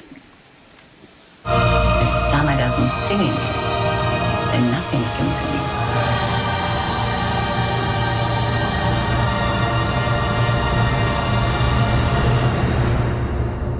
And if nothing sings in you, then you can't make music. Who the hell is that? Who is that? Is that his wife? Who is that? It's Carrie Mulligan. It's Carrie Mulligan. Yeah, so I like this, but it's gotten mixed. Yes, it's gotten mixed reviews. A lot of scenes of Tanglewood, which is really great. And but a lot of people were upset that there wasn't enough about West Side Story. We heard hardly any music from West Side Story. We heard hardly any of his music. The Mass, the JFK Mass. We heard hardly any of his music. That was too much about his life and his wife, and they were disappointed. Now, where do you come down on this movie? I think that Bradley Cooper has done something here which I have wanted to see for a really long time. All the things you just mentioned, Marjorie. Yeah. How could you possibly cover that in a 2.5-hour movie? And that's about what this is, maybe even less. We have these biopics that come across and they try to condense an entire life, especially when you have somebody like Leonard Bernstein. How do you condense that into 2.5 hours? What you just said might be a great series, but that's not what we're looking at here. And so I think that he did something really interesting and that he brought us into the essence of Leonard Bernstein. So this isn't about he did this and then he did that and then when he was 42 he accomplished. This is the story of a man who had I don't even know how much he struggled because he had a lot of love. He had a lot of love for men. He had a lot of love for women. This is something his wife had to ultimately struggle with because she knew about she before knew they who married. She was marrying. Exactly. So that's depicted. We also get a sense of how much the artistry fueled this man. And literally, sometimes we see them dancing from one element of his life into the next. I thought Bradley Cooper, as the co-writer and director, not to mention star of this piece, crafted something that was very fascinating in giving us these elements of his life so that I think that by the final credits you have an understanding of who he was and why he was and what he accomplished. Not all of it, of course. That's for other things, documentaries or maybe a larger series to do down the road. But I think it doesn't always succeed, but I think it largely succeeded. You know, we've discussed this about 1,000 times. I don't know. I have no understanding of what conducting is. Forget composing and things, but I love watching Andres Nelson's and Keith Lockhart, our local guys here. So what was that like? I mean, I read that he didn't try to mimic how Bernstein conducted, but you probably know enough to know if it worked. I think going into this knowing that Bradley Cooper has considered this project for a really long time, so knew a lot about Bernstein, when he's doing those conducting scenes, you can tell that he's somebody he is actually listening. And of course, so much can be done in post-production, but I felt it worked. It wasn't just somebody waving their arms, and you can tell that it had nothing to do with the music and music crescendos rising and falling. But no, he knew what he was listening to. Yeah, and the other thing that I think people would criticize it, their whole cocktail party for the Black Panthers, which is very controversial. Tom Wolfe wrote a whole story mocking them and that kind of stuff. But that didn't really bother bother me that it was left out. I mean, as you said, it can't have got everything in there. No, and what I think that he can be applauded for too is Carrie Mulligan. She was great. Playing his wife. She was I mean, will definitely fantastic. get an Oscar nomination out of this, and she's absolutely riveting because in some ways this is really her story more than anything. Yeah. Because you see what she agreed to enter into in this marriage, and what it ultimately did to her, because it was a relationship she thought she could embrace, a man she thought she could embrace, until so much of it was put before her. Yeah, especially when they have a family and 3 children. Yeah, it broke her heart. The other thing that you notice is the smoking. I mean, there was non-stop smoking in this whole thing. And it reminds you that 50s and 60s, that's what people did. It was like a non-stop smoke-a-thon. Okay, so we're supposed to talk next, which we will, but I want it to be brief. This Ferris wheel and carousel, even though it looks great, and the reason is because we really want to talk about your boondoggle to Paris and Versailles. No, we do. And Versailles. So this Ferris wheel and carousel thing, I don't even know if you could describe it. It's such a visual kind of deal. Tell us what's going on. It's in L.A. Where was it? In Hamburg before? It originated in Hamburg, Germany in 1987. Okay. So what's the I deal? haven't been there myself, Oh, but you haven't? I just saw this story, and I just thought, I've never seen anything like this in our generation. But you have all of these artists who came together in 1987 to create Luna Luna, which was an amusement park. And now flash forward, and the musician Drake has brought it back. And I didn't know that. It's on view in Los Angeles. But you have pavilions by David Hockney and Roy Lichtenstein. You have Keith Haring has a merry-go-round. You got all of these artists who came together to create these installations. You can't actually ride on You them, can't right, participate in it, but you can go and you can watch it. Incredibly beautiful. So it's a fun thing to check out, to read about and understand more about how it's almost like a World's Fair or something, where all of these artists came together for one moment and created this amusement park. Okay, let's go to Paris. Okay. Now, in addition to telling us every detail you're willing to share about your trip to Paris, I'm almost embarrassed to say this because I'm going to sound like a troglodyte. You know, what's Haring's painting called? Unfinished painting? Yes. Rothko to me is, I wish they were unfinished paintings. I have to say, so you saw the Mark Rothko thing. This is in Paris, right? Can you explain Mark Rothko to me, please? Yeah, it's like an orange, then white, then blue. It's like a box 3 that's orange rectangles. and a box, exactly. Yeah. Okay, so this is like trying to tell me what I said about Bradley Cooper making the Bernstein film. I'm supposed to condense all of Rothko into 2 minutes? Exactly. Okay. That's why you're here, my friend. Go ahead. They're like little boxes of, or in some cases, big boxes of light. Wow. Can I just back up for a moment? What do you mean, and say, boxes of light? What does that mean? I'll get there. So Okay. this is a major exhibition that's happening right now. We talked about the Vermeer exhibition from Yes, we last did. year, which was a once in a lifetime. This is really a once in a generation. That was the greatest collection of Vermeer in one space ever, right? Wasn't that what we talked about? Yeah, all of them Okay. together, because there were only about 35 or so. But this is the first time in a generation that you see a major Rothko show like this. Everything from the beginning of his career, when he was doing surrealist painting and figurative painting, which I guess I don't have to explain because that's a little more understandable, all the way to the boxes. The boxes that he created. They're huge paintings. A lot of it has come from America.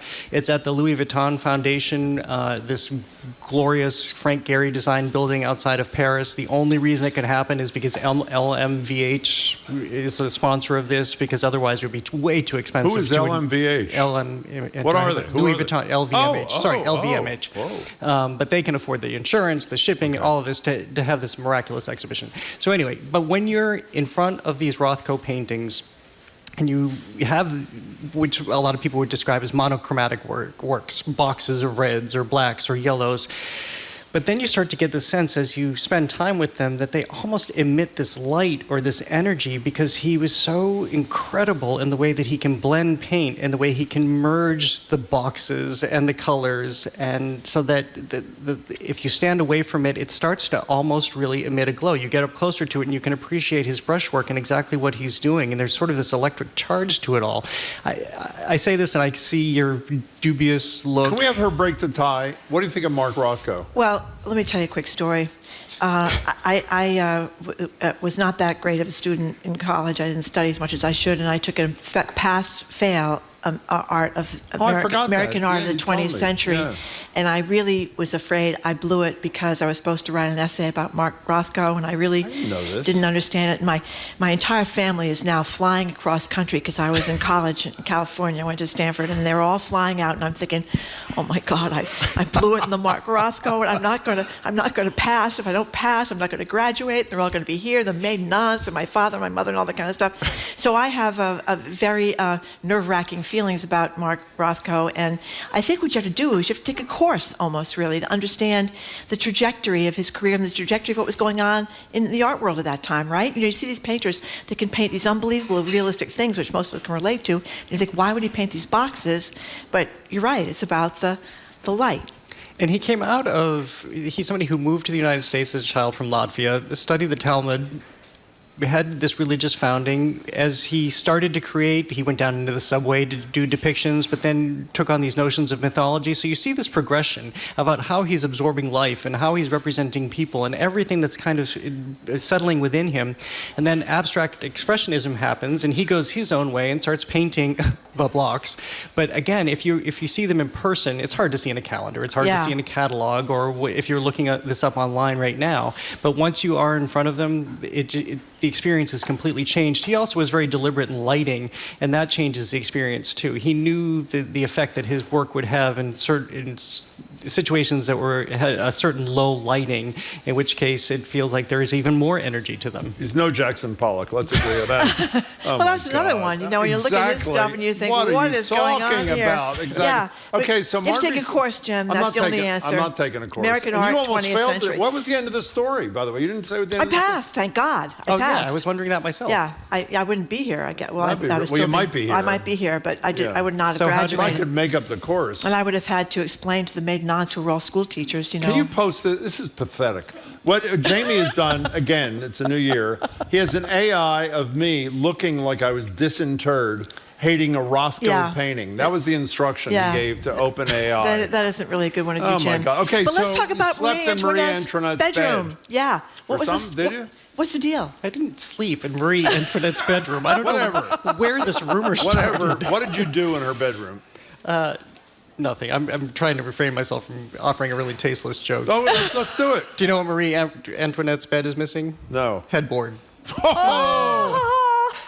I just made that up. Not one person is laughing in the whole audience. No. Is anybody laughing at that?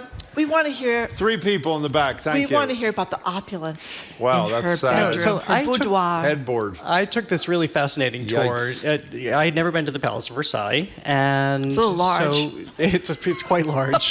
It's very exhausting. And they just, after a 5-year renovation for the 400th anniversary of the Palace of Versailles, they reopened her renovated apartments. And if you've ever taken a tour through a castle or a palace or anything like that, you realize that there are these very formal rooms where the court would gather. Or if you see a television show, you know that's where they gathered the court stenographers, the tradesmen, the clerks. They would all come to the king's bedroom or the queen's bedroom to have them do business. But for the most part, their lives were lived in these private apartments behind the scenes. And so you get that sense. And she was somebody who loved design. In fact, I spent a lot of time talking to the tour guide about this. He said it should not be called the design and the aesthetic of Louis XVI. It was really Marie Antoinette who was driving all of the design choices of that time in terms of furniture and cabinet making and picking out silks and fabrics. She did all of that. And so they have done extraordinary research by combing through documents and account books and all manner of existing evidence to be able to try to recreate everything that she chose, from the fabrics to the paneling, and because she did lose her head for the way that she was a very conspicuous consumer, and the way she spent money, she would often make rapid change decisions, and they'd have to start all over again. But it does give you a pretty extraordinary sense of how they lived, which is very extreme. So are there materials all over the walls of the bedroom? I mean, is that? Yeah, and everything is brand new. It, and this is all done over the last few years, because most of after they were put into prison, and the the revolutionaries didn't destroy the palace. They actually sold everything off. So Versailles and the French have spent the better part of the last half century trying to acquire a lot of this material and bring it back. So it's much more well furnished than it was even decades ago. Okay, I'm not that interested in that. How about Notre-Dame? Did you see? I did. What's the state of affairs? They're working really hard because, of course, they have the Olympics coming up. Oh, of course. In just a matter of months. months That was the Boston now. Olympics, I believe, is coming up. Is that I was trying to do the timeline. Is it? Yeah. So what is Notre-Dame? Can you go into it now, or it's not quite? No. But they have stanchions set up so you can see what's happening. But they're working constantly. They have lights on it at night, so you can see their scaffolding all the way up. I think there's a lot that they expect to unveil soon. There's also this huge scandal right now because they wanted. If you see these pictures of Paris along the Seine, they're all the newspaper stands along the way, and they want to take them all down. These boxes that haven't been removed in some cases decades or even a century. They want to take them all down because that's where the reviewing stands will be as they use the Seine for swimming competitions. You know who's going to paint those boxes? Mark Rothko. Is he was. Is that what's going to happen? That's my Mark Rothko joke. Yeah, that's very good. What are you doing Jim. on? Thank you. Okay, what's the culture show? What you do? Yeah, that thing. Well, how about Mickey Mouse as a slasher? Look at this, by the way. I mean, look at this. Is this insulting, or what? Oh, do I look that bad? No, you don't. Tell Jim. the truth. You're Raise a very your hand. handsome guy. I didn't ask you for that. Do I look that bad? No, you don't. I told you. You don't. Jesus, take it down. Almost, but not quite. That gentleman was very dapper there. He was. Yeah, and dead. I'm sorry. What are you doing this afternoon again? Mickey Mouse is a homicidal maniac. That's right. Why? Why is he a homicidal maniac? Why? Because Mickey Mouse is now in the public domain. We know so that. yeah, we'll be. But only limited, right? The little steamship deal, right? We'll talk about the parameters around that, and these new studies that just came out and said that even in this year where Barbie was the top-grossing film, the number of women and people of color directing films is actually down. Yeah. Hollywood just can't get it. So we'll talk about that, among other things. And the Golden Globes are going to be announced this weekend. That's kind of exciting, too. Shouldn't even have the Golden Globes. Okay. That's a topic for another day. Okay, We'll be Jared. listening. Great show. Good to We see have you, been Jared. speaking with GBH News Jared Executive Bowen. Arts Editor Jared Bowen. He is the host of The Culture Show, which airs daily at 2, that's right to us, and GBH 89.7. You want to hear about Mickey Mouse, you got to tune in at 2 o'clock, or I guess you already are tuned in. Keep tuned in is what I should say. I'm sorry, what were you trying to say? Well, I don't know what I said. Thank you. Thank you very much, Jared Bowen. After a quick break, we're going to talk to the gentleman who heads the MIT Energy Initiative. That is Robert Stoner. He joins us next. He's going to tell us about the latest in efforts to forestall a climate disaster, where we're at on climate change. You're listening to Boston Public Radio, 89.7 GBH, broadcasting live from the Boston Public Library, streaming at youtube.com/GBH News and facebook.com/GBH News.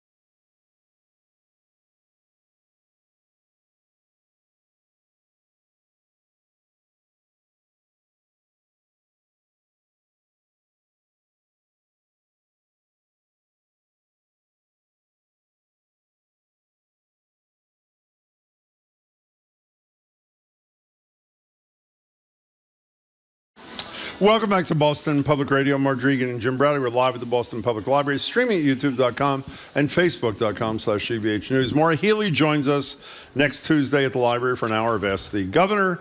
Michelle Wu joins us the following Tuesday for an hour of Ask the Mayor. Here to tell us whether this weekend's blizzard means that climate change is a hoax is Robert Stoner. Rob is the director of the MIT Energy Initiative. He's laughing at me, by the way, not with me. Pronounced MIGHTY. His work focuses on solutions to energy poverty and developing technology to fuel our future. Exactly the kind of solutions we need to survive this horrible crisis. Rob, it's great to see you. Thanks so much for being here. Great to be here. Thank you very much for being here. Some of us are obsessed with the climate disaster, and I'm certainly one of them. So what are you doing over at MIT? We're doing a lot, but look, I'm here and I came early to watch your session with Callie, and I just want to get on the table that here I am from a big university, technical university. There's a lot going on in town, and I just want to say that I like self-checkout. Saves a lot of time.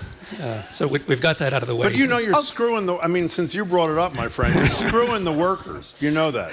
The only time it is justifiable, do you agree with this, by the way? The only time it's justifiable is if you look over to the human cashiers and they're busy. Would you agree with that, Rob Stoner? I would if I were you. They are, yes. Thank you. And I like them. I like them. It's a little late for that, but thank you. I don't know if you go to CVS, but when you go to CVS, imagine if you worked at CVS and all you hear all day long is, help is on the way. Help is on the way. Help is on the way. It would drive you insane. But here's the secret. You grab one of those people that you go into their little area, and they do it with you. Yeah, okay. They are faster, though, Jim, once you get the hang of it. The lines are shorter. The lines are absolutely shorter. So what's happening over there at MIGHTY? Explain it to people, Rob Stoner. Well, look, MIGHTY, the MIT Energy Initiative, is the Center for Energy Research at MIT, but it's not all of research at MIT. It's all of energy research at MIT. We provide strategic guidance to the faculty who are working on all kinds of stuff, everything from nuclear power, nuclear fusion, biofuels, energy policy, all of it. Hundreds and hundreds of faculty, some of the best engineers and scientists in the world, some of the best economists in the world. And our role is to help them spot opportunities and get them funded to work on them as fast as they can. And you do provide seed money for a ton of organizations that you think are doing things to help solve this nightmare, correct? Well, seed funding is a big part of what we do. I mean, tell us some of the things you funded and how successful some of those have been. Well, my job really is to raise $50 million a year. How have you done that? We do it every year. Okay. And I got to tell you how. It involves working with industry and getting them to commit and make long-term, predictable commitments to what we're doing.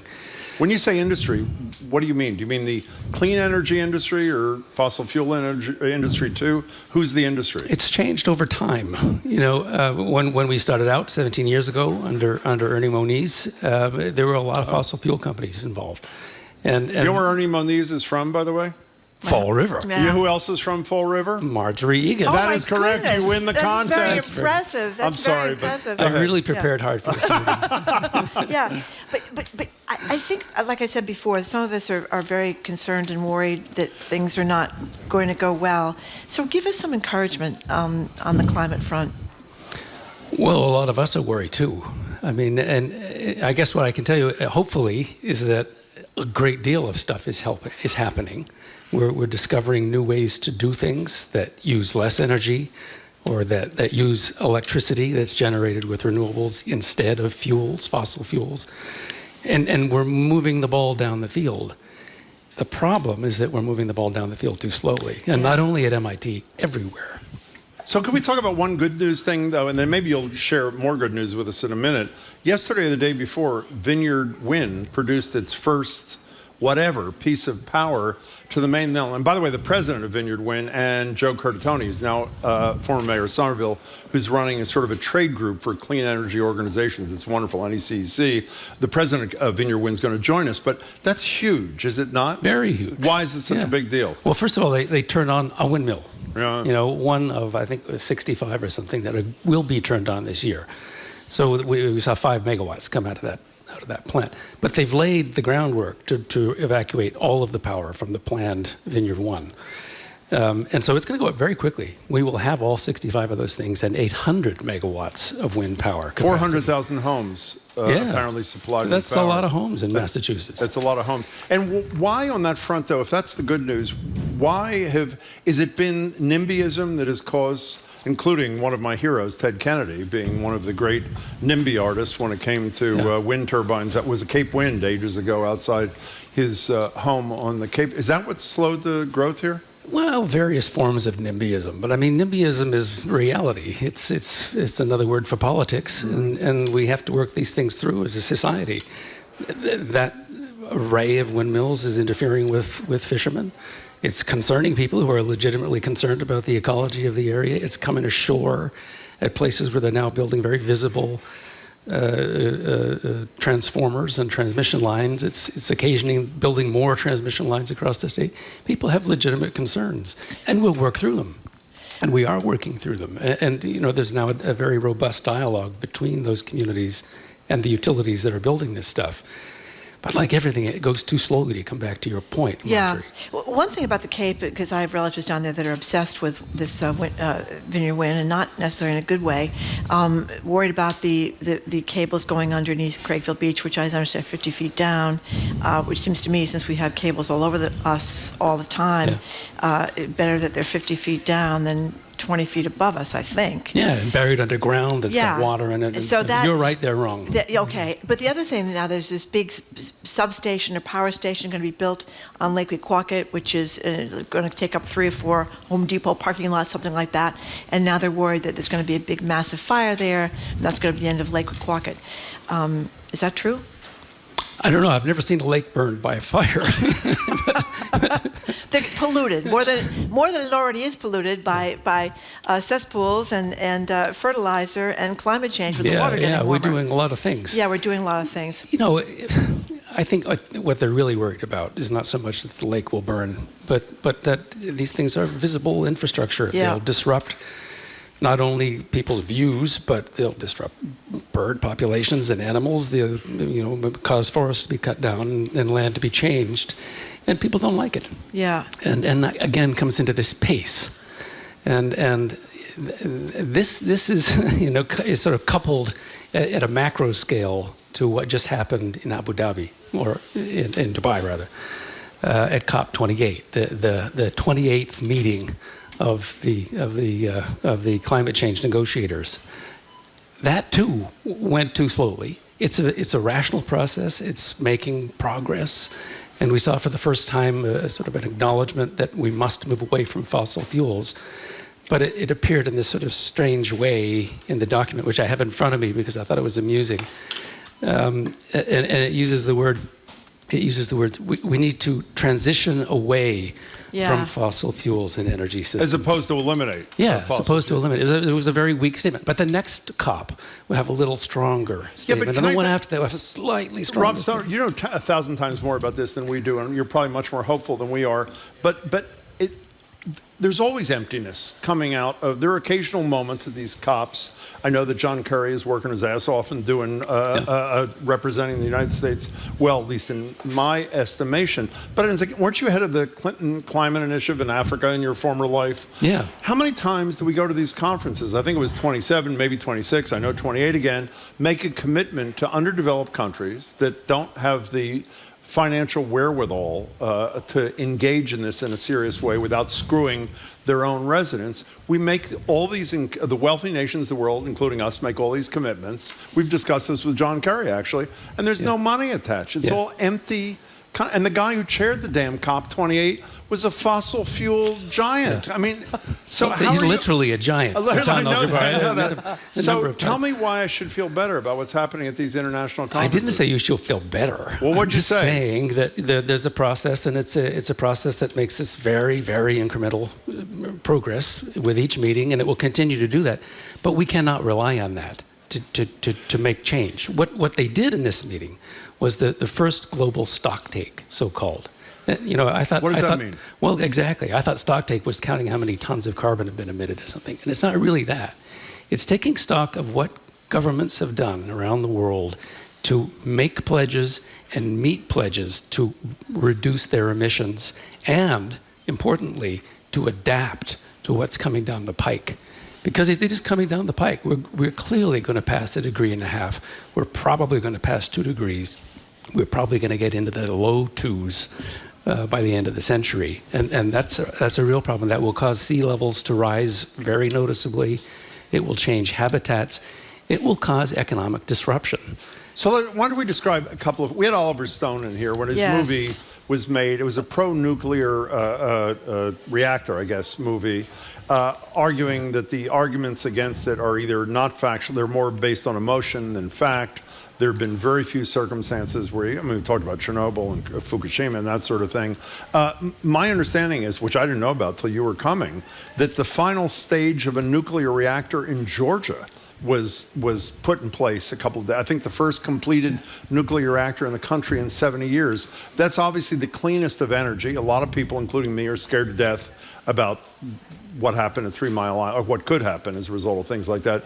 Is that part of the future, to get to net zero? I hope so. I hope so, in one form or another. I mean, that's the Vogel plant you're talking about. Yeah. It's a big one, and it's the first time we built one in a long time. We sort of forgot how, and the cost got completely out of control. So not a hopeful sign for nuclear, but I think nuclear faces a bigger problem in that I think American society and societies around the world have really lost faith in the industry and in the truth of governments in talking about nuclear power. Around safety. And dealing with, safety, yes, but I think also waste. I see. Frankly, I mean, the safety record of nuclear is spectacular. Modulo Fukushima and modulo the Ukraine, Chernobyl, and maybe TMI. But we haven't dealt with the waste. And, my summer house is within sight of the Pilgrim plant on the South Shore. And so I can look out my kitchen window and I see this growing pile of spent fuel in so-called dry casks, concrete tanks sitting out in the parking lot at basically sea level. But you just said a minute ago you hope nuclear is part of the future and part of the solution. They got to deal with that. I mean, so how are we dealing with that? Our government needs to move faster in creating either a long-term repository for nuclear waste that people believe in. We have one now at Yucca Mountain, the designated repository that is not used for long-term waste, and it was designed for thousands of years of storage. Can't get this stuff there. Can't get them to accept it in Nevada. But some really smart proposals have been made for medium-term storage of hundreds of years that will at least get it into a safe place until we figure out how to either put it into a permanent repository or remine it. A lot of that fuel is unspent. This was a proposal. You mean a lot of the waste is unspent? Is that what you're saying? Well, there's a lot of unspent usable so I shouldn't energy call it waste, in but that waste. I see. Yeah, it's used fuel. We talked with Robert Stoner, director of the MIT Energy Initiative, but correct me if I'm wrong, it's still up in the air what's going to happen with that waste down in Plymouth, right? There's still talk about it being dumped into the bay. Well, those are different things. Okay. So there's nuclear waste that's been accumulating there since forever. And it's very much like the waste at Fukushima. Yeah. That they're putting, as it's used up, they can't take it anywhere, so they put it in dry casks. And they're putting a lot of it in dry casks right now as they decommission it. But a lot of the water inside has been tritiated. That is, the hydrogen atoms in a lot of the water has been displaced or transmuted into tritium, which is a heavier species of hydrogen. And that's a problem too. It's radioactive, and it has a lifetime sort of on the order of 10 years. So it goes away, but you got to hang on to it for 10 years or do something with it. So I'm not inviting you to a cocktail they're party. allowed. Jesus Christ. So they're allowed to dispose of it. They can't truck it away. Well, they can truck it away. It's very expensive. There's nowhere to really put it. So they're proposing to dump it into the bay. And they're proposing it rather quietly, and they kind of got into trouble with the community for doing this. I'd say so. So let's wait. I want to get to a more positive. So these are unsolved problems, but they got to be solved. Tell us clean energy solutions that, in your estimation, don't face insurmountable. I mean, for example, you talked about this waste thing, and things have to change.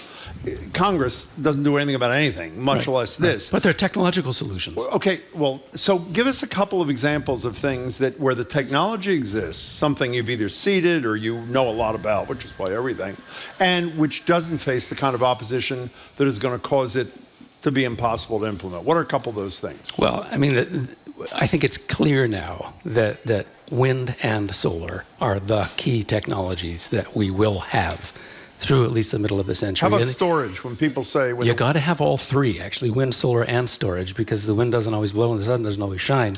And you need quite a lot of storage once you get into a very heavily decarbonized system, because there'll be periods where you have bad weather for extended periods of time. There may even be bad years. And you have to store energy up. it transitions from being practicable with lithium-ion batteries when all you're talking about is 3-4 hours, maybe overnight, bad day in Minneapolis. But it becomes impossible when you're talking about months to do that with lithium-ion Didn't we batteries. had Miles O'Brien on the show with a scientist Yes. who's a colleague of yours, actually, at MIT. I can't remember the guy's name. Miles made the film. Miles, obviously, from PBS, et cetera. And one of the things I'm quite convinced your colleague, which I hadn't thought about till just now, told us about, and the film talks about, is about hugely expanded storage capacity. Do I have it right? Yeah. Is that real? Probably Yet Ming Chang. That is exactly Yes. what it was. It's Yeah. a dear friend. So is that real, this expanded storage capacity? Yeah, and he happens to be one of the founders of a startup company in town called Form Energy, which is building batteries out of iron. Oh, that's what it was. That's you, right. You That's right. rust them and then you unrust them Exactly. by That was applying it. electricity to them. And that stores energy. They're not very efficient. They're not very light. You couldn't use them in a car, but they're super cheap. Iron doesn't cost very much. You can make these giant batteries that are on, near power plants or on the side of the road. That's coming. They built a gigafactory, believe it or not, in West Virginia, where they'll be building these things and deploying them over the next couple of years. So that's the thing, and there are a lot of people working on different ways to store energy, and it's not just in batteries like that, but in fuels as well, that you can make from clean molecules, and particularly from hydrogen, which is being heavily subsidized by the government right now, the federal government, through this Inflation Reduction Act, the IRA, that people talk about. Biggest Yeah. investment in climate huge. Yeah, in thank history. thank yeah. goodness that Biden got that passed, which brings us, of course, to the possibility of President Trump being reelected. He's a climate change denier, as we know. I mean, what would his presidency, were he to be reelected, mean for the funding of the kind of stuff that you're doing? Well, fortunately, we don't rely on the government very Yeah. much for a lot of the stuff that I'm doing anyway. My $50 million is mostly coming from companies, as I said, and philanthropists, and we need more of that. So Trump gets in, they're probably not going to wind things down. In fact, the experience of his administration previously was that they increased funding for energy research. And NREL, the National Renewable Energy Lab, has never done so well. I did What's that not know about? that. Was that a mistake? I'm serious. Well, how did that Kind happen? of a Republican thing. They like to invest money in so-called fundamental research, and that's what the national labs do. And they did a lot of good work with that money. So you're not as nervous as we are? Well, what I'm nervous about is that he'll do the same stupid thing he did last time with withdrawing from the COP process Yeah, of course, and treaty, and then a lot of the energy will go out of the balloon around the world, and will slow down even more. I know you're not a politician, but the politics of this are a big problem in the United States. Somebody just texted us, they're watching us on YouTube, and pointing out that you're not a big fan of, the parking changes in Cambridge, because you have to walk too far. I am not, that's correct. To get to the, and that's bakery. part of the problem. We had Naomi Klein on a while ago talking, We and did. she's written brilliantly on climate stuff, and pointing out that we need to be ready to make some sacrifices here. Yeah. And I don't know that we're there yet. Even with electric cars, that there's just this piece in the Globe today about how Buick is not selling as much as they should, and the electric car sales are slowing down and stuff like that, because people don't want to have to wait to recharge their cars, and I guess we're not building the chargers fast enough. So how do you get around that? The idea that there's some sacrifices here. I'm going to answer after Rob answers. How's that? I am. Whether ahead, it's Rob, you go having to first. wait an hour to recharge your Yeah. car, or having to be upset about structures down on Wequaquet Lake next to the where the stuff is coming in for the wind farm. So you're talking about this thing we call the human condition. Yeah, Right? exactly. I mean, we want to live our lives. We don't want to, I'm going to have a lousy life, but then, the next guy's going to have a good life, and that'll be fine. Tax me, please. Yeah. We don't seem to do that. I mean, Yeah. I'm always astonished. I'm a vegetarian. My wife's a vegetarian. You are? We used to do it when we were young because it was, we were scared about animals, and later we did it for our health. Now we just do it to annoy people. Well, it worked, by the way, so it's working perfectly. But we don't. Nobody's a vegetarian. I mean, it's really hard to get a vegetarian meal in Boston. It There are a is. couple of places. Yeah. So people won't even make that change. Yeah, but let me give you my answer. And for the second time, I'm going to praise the Healy administration. A piece of Beacon Hill. Upper middle class people like the three of us can afford to make sacrifices. We may complain, but ultimately we do them when we move on. Low-income people can't. And one of the things that's happening on Beacon Hill right now, which I assume should be replicated everywhere, are this mass affordable, sustainable energy program where they're giving subsidies to low-income people to do heat pumps and to deal with conversion costs. I mean, and the higher cost of EVs, at least temporarily. That is a transitional thing to ensure that the pain on those who can least afford it is mitigated. Is it not? Yeah, you're talking about energy poverty, really. Yeah, exactly. And energy poverty is something you usually think of in Africa. You know, the poor Africans, only 30% of people are electrified in many countries. Is that true? It is true. It's astonishing. We can talk about that more later. But, I mean, there's energy poverty in the United States. In fact, the term was first coined in the UK to sort of denote people who have to make choices between whether they're going to pay for electricity or food in a given month. And it's ridiculous that that situation exists in our economy. So governments have insisted that electricity companies cross-subsidize. They make rich people like you and me pay more than poor people, and they provide subsidies. And there's a lot of... we do that in Massachusetts.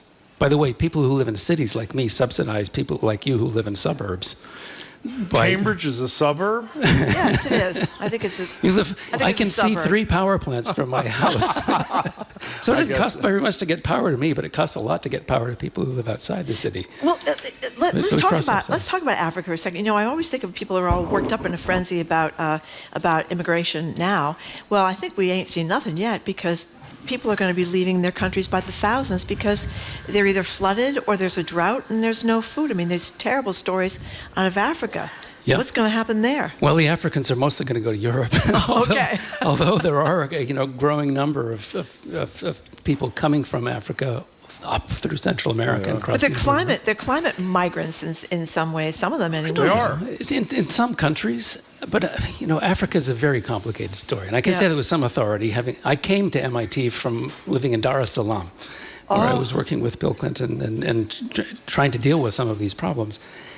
Africa's problems are related to food insecurity and a very rapidly growing population. There are going to be an awful lot of Africans as a fraction of the total population by the middle of the century. I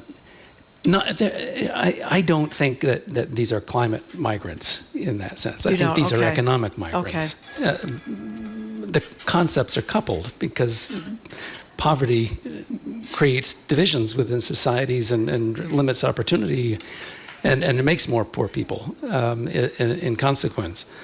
But Africa has other problems. They're unique now in the world in that almost everywhere in the world we have universal access to electricity. And that's happened just over the last 10, 15 years, thanks to real progress, especially in India, to just make it happen. Big government with a lot of money and flexibility is building the lines, damn it, and paying for it. In Africa, we don't have big countries. We have small countries. They're not politically unified. They're mostly subscale economically to build big, expensive infrastructure and pay for it. So you build subscale, and so the electricity costs rise. They try to subsidize electricity because people need it. Governments want them to have it. But that means the electricity companies don't make enough money to maintain and expand the infrastructure, and it goes on. And that's an unsolved problem that technology can help with. Next time we'll continue the Africa discussion. So we only have a minute left, and I'm deciding, do I ask him a Bill Clinton question in light of yesterday, or do I ask? I'm not. So we'll ask you that next time. Are you a hopeful guy in terms of the climate change thing? Not because you have to be, and not because you're raised in 50. Yeah. As an objective but wildly well-informed person, are you optimistic? You have to be. I mean, I'm an engineer. Okay, I'm a physicist, but I'm really kind of an engineer. At MIT, the physicists are engineers, and the mathematicians are engineers. If you're not an optimist, it's hard to get up in the morning and keep doing what you're doing. But that's I do it every day. Glass half empty kind of guy. No, I'm a glass totally empty. Totally empty. That's true. So I really do feel that there are technological pathways that we can go down and get there. I mean, solar and wind and storage get us an awful long way. We have to make these things cheaper. And there are an awful lot of people at MIT and at other great universities and in many companies hammering away at those problems. And every day I learn something more about what clever things someone's doing, not just in those domains. We've got a fusion reactor being built in Devens, Massachusetts, a new kind of nuclear power that doesn't produce There's the no kind of waste, we right? talked As about. opposed to fission. There's not that kind of waste. There's not fuel waste. Okay. There'll be some Where's this radioactive being component. built? Fort Devens, 35 miles north of here.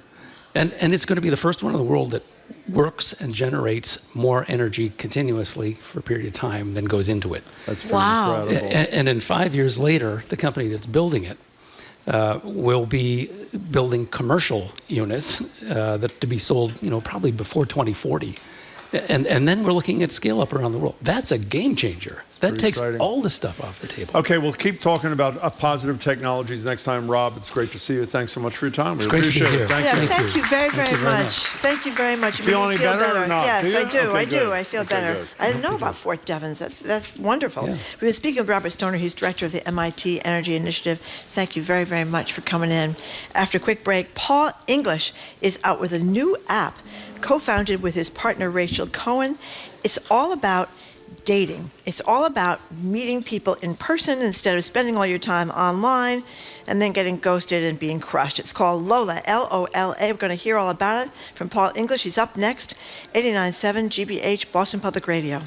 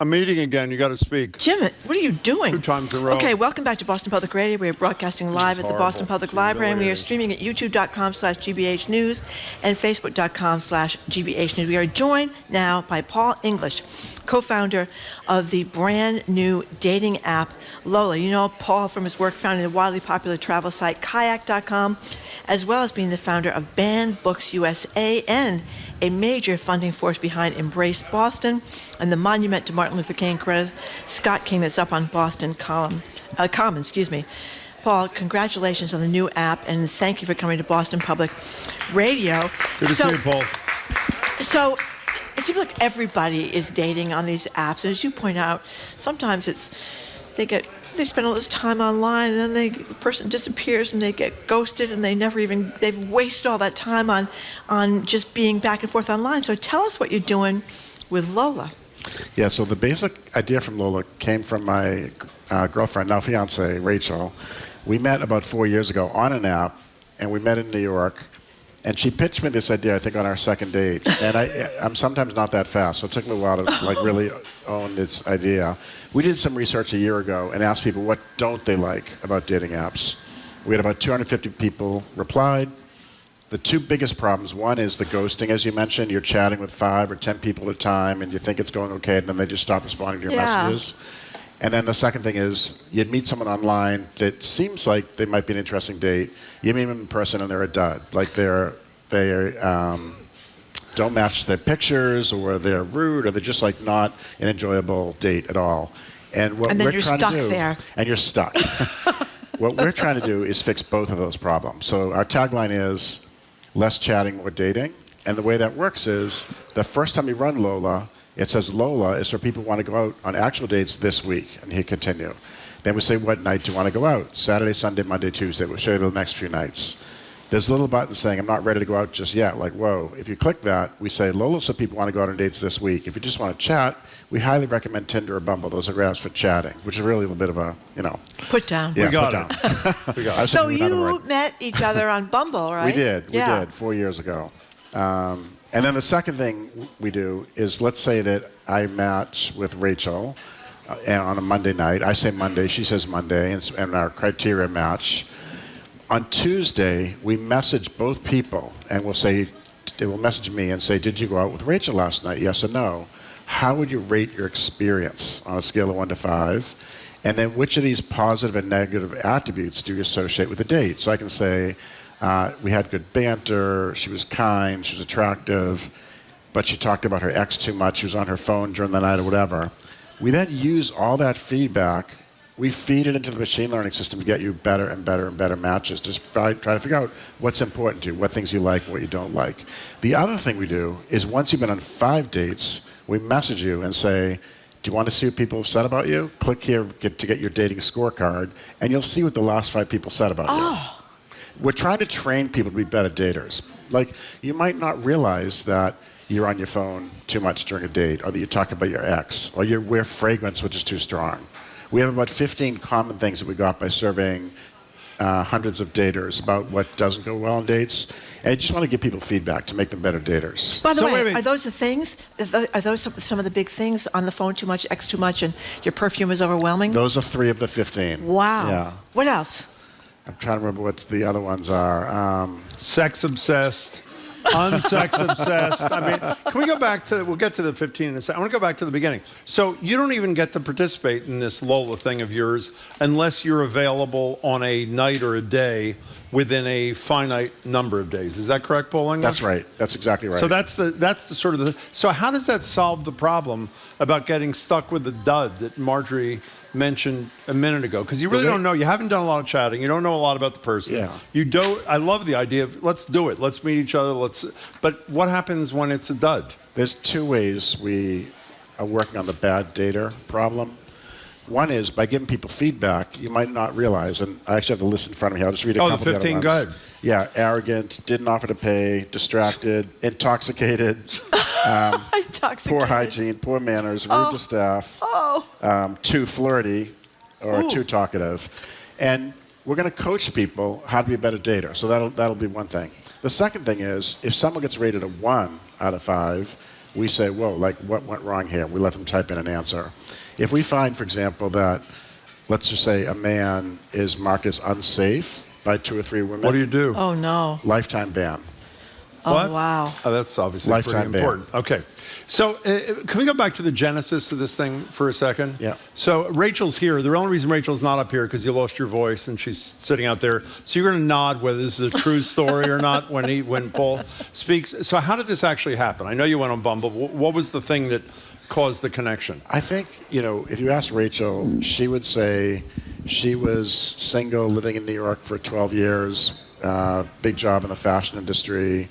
And many nights, she'd have a night free. Look at her calendar, and she'd have her, let's say Thursday night she's free, and her girlfriends are out of town, or they're doing something different. So she's thinking, what do I want to do Thursday night? And she thought it'd be cool if there was an app to say, I want to go out Thursday night. Who else wants to go out Thursday night? So this thing was her idea. Yes. I didn't mean the genesis of Lola, that's an answer to that question. I meant the genesis of you two. Oh. I mean, what was the? Yeah, we want the love story. What was the appeal thing here? We've known you a long time, Paul English. What was the connection? The Rachel and the Rachel to Paul connection. Yeah, I mean, he's turning red, by the way. If you're not watching on YouTube or Facebook, go ahead. You'd have to and ask, laughing nervously too, I should say. Go ahead. You'll have to ask Rachel her side of the story. But my side of the story was, I went through her profile. I saw she was attractive. I saw that she was from Miami. I like Miami a lot. She lives in New York. She worked in the fashion industry. I'm the opposite of fashion. I don't know anything about fashion. And so I figured this would be interesting to go out with someone who knows a lot about things that I know nothing about. And what did she see in you, allegedly?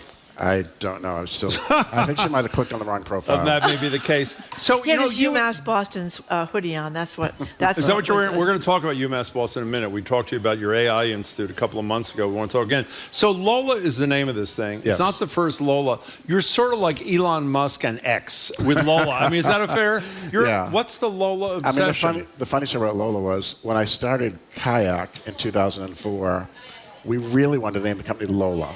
And we thought it was a portmanteau of two words, longitude, latitude, L-O-L-A. Very clever. We tried to buy the name Lola, and it was just way too expensive. It cost like $1 million for the person who owned it. Mm-hmm. It was actually a fashion company.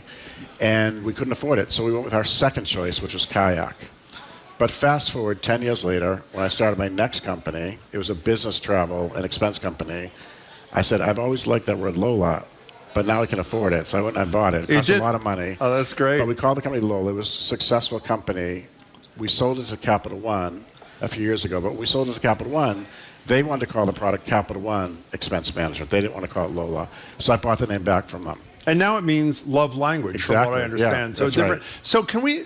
I believe this went active in November. Am I right about That's right. this? So how is this doing, and where is it doing? Whatever it's doing. It's good. So we haven't started advertising yet, but just for word of mouth, we have about 2,500 people that have downloaded the app, signed up. And we are trying to get to the number 5,000. Once we get to 5,000, we're then going to open it up for matching. And is this Boston only? Right now it's Boston only. We'll launch in New York sometime, maybe around April, and then we'll launch in Miami after that. We're going to stay in the East Coast for a while, and then once we've figured out the mechanics of how much it costs to acquire a user, how much users will pay, we'll then raise money and then take it national. You know, we've spoken to you about 1 million times, and it's always about another incredibly creative idea. And I don't think I've ever asked you. I know you have this. What's this umbrella thing? Boston Ventures. Boston Venture Studio. Which is sort of a brainstorming kind of thing to come up with ideas to fund and see how they fly. So when somebody like Rachel, assuming the story is true, and I guess it is, she's nodding, so I guess it's true, had this idea on the first or second day, decided to do it. Before you start spending money, and I know you've got quite a bit, but do you do research? Or do you just intuit, I love that idea, she seems smart, I'm a fairly smart guy, meaning you, let's do, what's in between? Do you know what I mean? Yeah, we do research. And the nice thing about the web is it's really easy to do research right now. I can simply create a Google form, and I ask people, what's the worst thing about the dating app you use today? What app do you use? What do you hate about it? I put out a tweet saying, please take my dating survey. And within a couple hours, I'll have 250 people who've written essays about what they hate about the dating apps. That was the first thing we did. Then we asked people to put in their email address if they were open for a phone call or an email. And then we started talking to people one-on-one. And the stories just kept coming and coming and coming. The people just hate the ghosting. They hate how much work it is. And they hate when they meet someone that's a dud. And how much do you trust your instincts? Let's assume you both love this idea, just so I understand. And again, from Kayak to Deet to Moonbeam, or I know you sold that, whatever, the podcast thing we talked about. I'm just curious about you. We read the book about you too, of course. And didn't we have you on with Tracy? Yes, we did. We did. It's a great book. Truck Full of Money, is that what it's called? Truck Full of Money.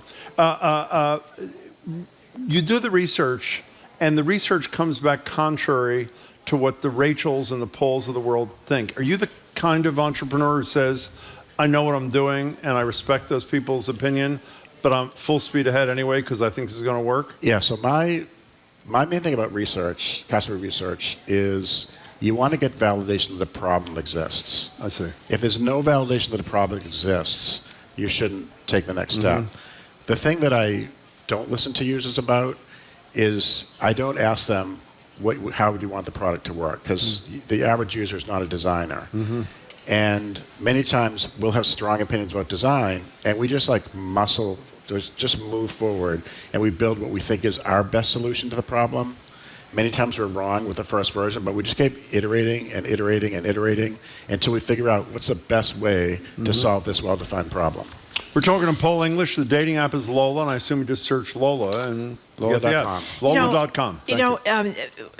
My youngest daughter, when she was between boyfriends, she's no longer between boyfriends, but when she was between boyfriends, she was showing me this dating site, and I forget which one it was on, but it was for 20-somethings. And I was amazed. Like, all these men are on there with no shirts on. was like holding a fish. Yeah, it's like unbelievable. When I thought, is this de rigueur now? Do you have to have a pose with no shirt on? Is that part of the deal? I was rather surprised by what you see on these dating sites. I thought they were a little bit more clothed, I guess, than that. But it's almost like a meat market in a way. You know what I mean? Every demographic has their own thing. I mean, I'll tell you a funny story. Last year, Rachel and I went to Peru with my son, and my son is 28. And we were researching where do we want to stay in Peru. And I sent him a hotel that I found on Kayak, of course, right? Of course. So my son texts me back, and he's like, Kayak is for old people, Dad. We use TikTok for travel planning. There you so go. I'm just sounding like every generation uses their own technology. Yeah, I guess. Well, that's right. Well, I guess I'm much too old for that. By the way, the reason he wasn't worried is because he sold Kayak for like $6 trillion years ago. So but you know he's what sort I of think, clean regardless. I'm not an expert in this area, but the idea of knowing what you're doing wrong, I would think would be very, very appealing, because sometimes people are very unself-aware, or they're just nervous. Yeah, I mean, some people that we interviewed would say things to us like, I go on a lot of first dates, but not a lot of second dates. Yeah, Don't you want to know why? Yeah. It could be something really simple. So we want to coach people. And we're even thinking of putting in not only a dating scorecard, which is this what the last 5 people said about you, and it's anonymized, so you can't figure out who said what. But not only that, but if you want to hire an actual coach to say, can you review this with me, and maybe have dinner with a coach, we're thinking of setting that up as well. So the two things I think essentially. that would be a great idea. Yeah. So it's coaching and actually physically bringing the two people together in a very finite period of time. That's right. That separates this from the competition. That's right. Can we talk about something? You want to talk about? Can I ask? Well, I about just want to ask something? one thing. I don't know if you've seen the ones in the Globe magazine where the couples rate each Cupid, other. dinner with Cupid. Yeah. Dinner with Cupid. Brutal. Well, it could be brutal if the woman says he was an A+ date and the man says she was a C- or something. You just want to crawl under the rug. So I'm glad that it could be anonymous, kind of. Yeah, it's anonymous and private. Yeah, you could be brokenhearted there. Yeah. I mean, totally. I mean, if you get a C-, could you ever come out of the house again? I guess it's better than getting a D. It's my favorite column in the Globe, by the way. Just for whatever it's worth. Dinner with Cupid. They're Paul English. We saw you months ago with a guy we really liked, the Chancellor at UMass Boston, Marcelo Suarez Rothko. Oh, yeah. When the Paul English, I'm going to get it wrong, AI Institute, something at your alma mater, UMass Boston, you're wearing a sweatshirt. Can you, for people who didn't hear that or don't know, what is it doing and how is it doing? It's called the Institute for Applied AI. Thank you. And the word applied is really important for us. What we're doing at UMass Boston is we're training every single student, no matter what you're studying, how to use AI for 2 reasons. One, how do I learn more faster? How do I become a better student? Personalized learning. And the second thing is, how do you use AI to be better at your career? So even like in the nursing school, we're teaching nurses how to use AI. That's great. And interesting is going to happen now, when these nurses graduate, what's going to happen to the doctors when the nurses can do diagnostic skills as good as the doctors? That's a great point. We may have enough health care is what will happen. Maybe, hopefully. Isn't that, so how is it going? How's it? It's early. We started classes this fall, and we're going to be updating the curriculum every semester. We have 2 questions from texters. One wants to know if Lola is for straight people only. No. Okay, it's not that. Thank you very much. That was from Todd in Attleboro. And this other texter wants to know if nose or ear hair is a big issue on the dating. Did they send in a photo? They did not send in a photo, but they suggest that people need sometimes to hit a spa and get cleaned up before they go on their first date, and they need to wear clean clothes. I mean, you don't want to have someone with, spots all over their clothes. Why are you looking? I have not. What are you doing? What is wrong with you? It's like you're like Jamie. What is your problem? Okay, I'm sorry. It's a little late Okay. for an apology, but thank you very much. What else are you working on? Before you go, how you're kicking these things out? Constantly. What's next for Boston, whatever it's called? Well, the big project I've been working on, another big project we're working on for the last 3 months, is with my friend John Warner. I'm taking over TEDx Boston on Monday. Oh, great. And so I'm running TEDx Boston at UMass Boston, and we're doing a day of nonprofits. And what I wanted to do, the reason I wanted to take over TEDx Boston is there's so many good nonprofits in this city and incredible, visionary leaders, young leaders, older leaders, and I want to tell their story. So I put out a call for speakers 3 months ago. I got 100 applicants. I went through and watched YouTube videos of over 100 nonprofit leaders and picked what I thought were 15 of the most interesting.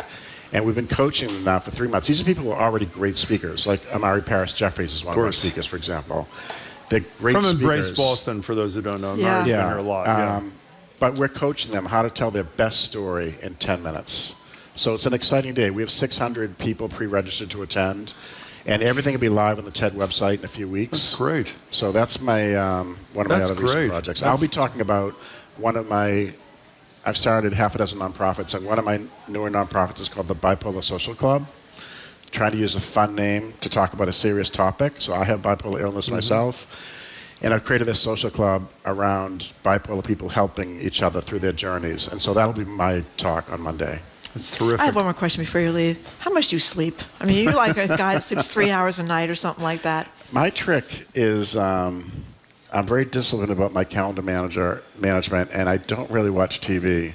So the average person watches 3 or 4 hours of TV a night, so I have 3 or 4 hours more productivity time. You see that? Lesson learned. I should stop. Rachel, do you not watch television also? You do? Okay, good. I want to make sure at least half of the relationship is watching TV. I think this is a really neat Paul, idea. congratulations. Lola.com. Check it out. It's great to see you, Paul. Be well. Paul All right, English. thank you. Thank you so much for coming in, Paul, and I hope you can feel better, Rachel. Thank you for being with us. We've been speaking with entrepreneurs, Paul English, not speaking to Rachel Cohen because her voice is gone, but they're engaged, which is very romantic. And the dating app that they co-founded together is called Lola. Lola. You can download it now on the Apple App Store and Google Play, or just go to Lola.com. Okay, after a quick break, we're going to open the lines to talk about the first snow of the season, which is expected this weekend. Are you celebrating or grieving with a shovel in hand? We haven't had snow so far this year. We're supposed to get some this Saturday and Sunday. You're listening to Boston Public Radio 89.7 GBH. We are streaming live at youtube.com/GBH News and facebook.com/GBH News.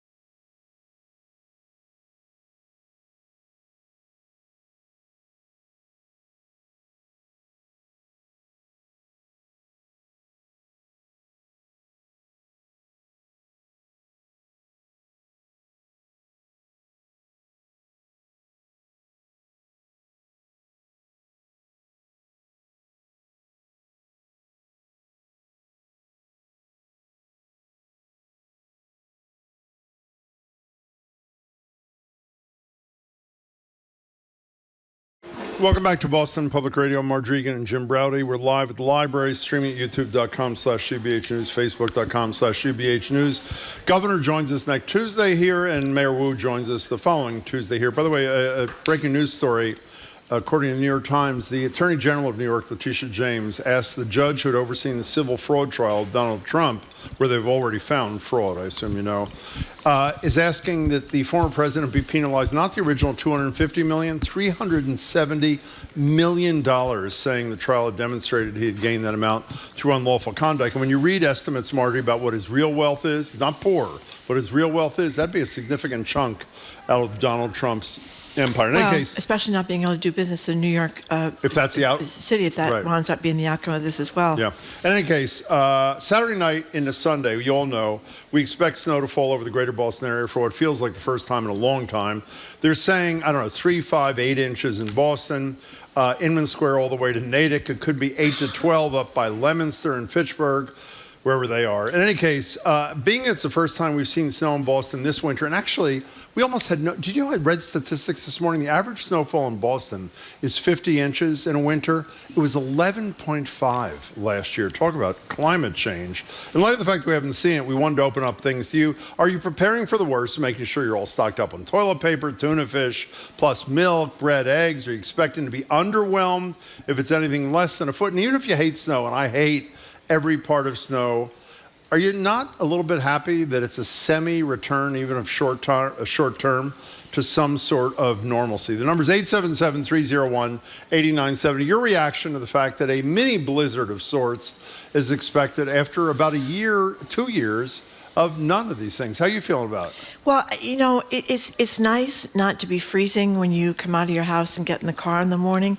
But on the other hand, it's just really upsetting. I mean, this is what we're in for. We just had the whole country, the warmest December on record. We just, December on record, I should have said. Did I say that? Warmest December on record. I think you did. Yeah, and which is pretty frightening. It was kind of depressing to have it be so warm on I was Christmas. in Montreal, 50 degrees in Montreal on Christmas Day. Well, I think it was about that here. It was really warm outside. You didn't need your gloves, you didn't need your hat.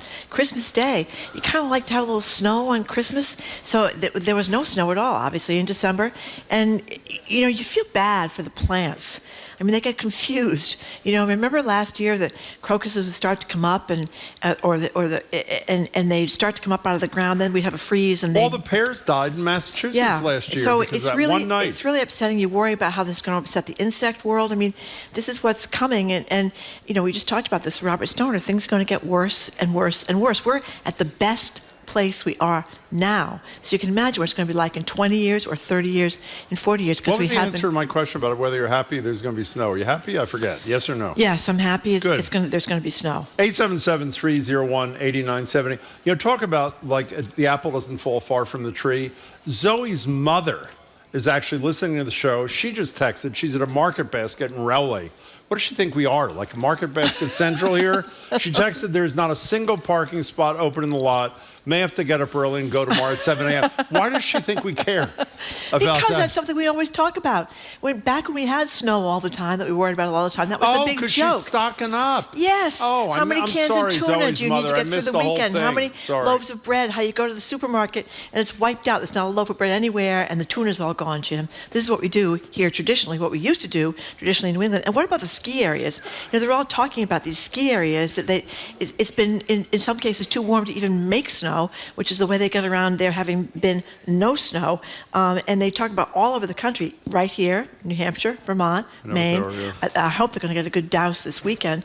But out west, too, there was a terrible story about Oregon, which I didn't know that had that many snow areas. No. People are losing their jobs because they just can't open the ski areas. By the way, I was not in Montreal on Christmas. The reason it was 50 where I was is because I was here. Okay. I was in Montreal the next day and it was 50, the day after Christmas. 877-301-8970. Listen to this. The Great Lakes had the lowest New Year's Day ice cover in 50 years. Did you read about West Antarctica? The melting? The melting. Yeah. It's unbelievable. In any case, that's not our topic. Snow is our topic. It's coming tomorrow. We don't know how much, but it's coming to everybody listening to us is going to get some snow. I don't know how much.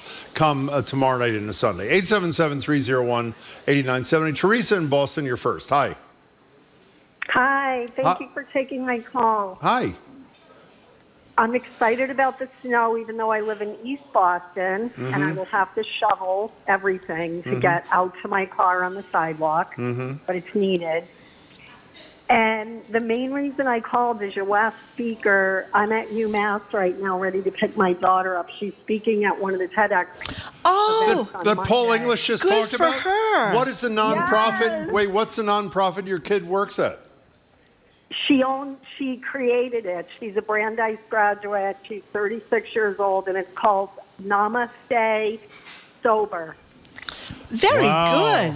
That's clever. That's a clever name. That is fabulous. Yeah. Oh, that's great. We'll be looking forward to seeing. What's her name, Teresa? Her name is Nikoletta Longo, Longo.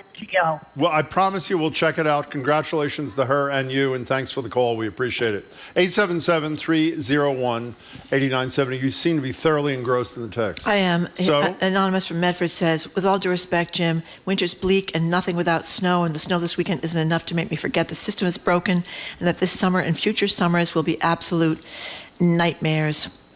some John truth from in that. Peabody says, when I was younger, I used to plow snow and do the dance so I could cash in on my 120 driveways to snow. He doesn't like snow so much anymore, but that's another thing. I have a good friend whose husband is a snowplow driver. I remember he used to make like thousands of dollars every winter going out and subsidizing his income. They've been screwed. They put a call out, though, in the Cape for snowplow drivers because there's so few of them because they can't count on it anymore. Now, a lot of people are asking how much, exactly how much do we expect in Boston? So we decided to ask Not that much. meteorologist Pete Bouchard, doing what he does best, reading the forecast. Here he is.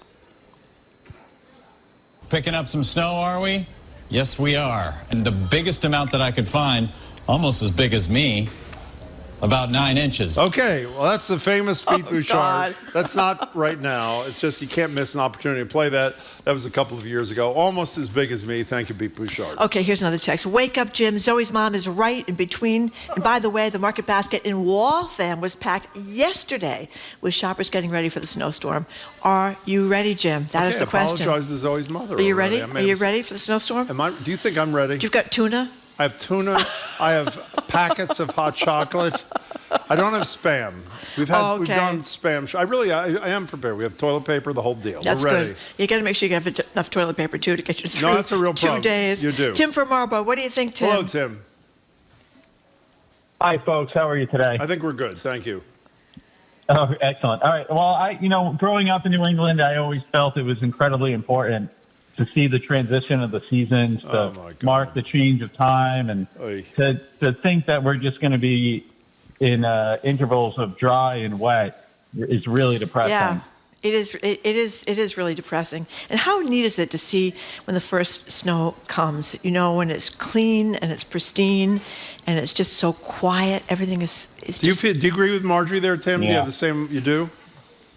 I mean, earlier she mentioned something about the bugs. I wanted to know what that was all about. Yeah, what was that? I think that as climate changes, we're going to have different kind of insects. We are. And I think could be scary. You know, some of the insects we might get, and some of the winter mosquitoes. I'm not looking forward to winter. Exactly. Mosquitoes. Yeah. Neither am I, and that's what I worry about, and the confusion in the animal and the plant world. No, right? Insect confusion troubles me. Insect too. confusion. I don't want Tim, those. thank you for I don't want calling. those killer hornets, Jim. No, they're dead. Or the killer Did bees. we learn that they were heated up by the bees? Well, they're heated up by the honeybees, but they have to be alive before the honeybees can kill them, Jim. So that means they're still around. Well, if they're not, what do you mean?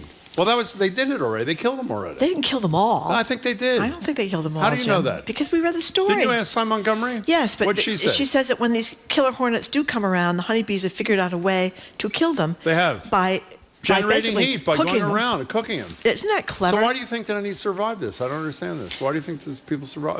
Because if there weren't any killer hornets, the honeybees wouldn't have to be killing them. Well, but they did the heating up thing already. They haven't killed them all. Who told you that?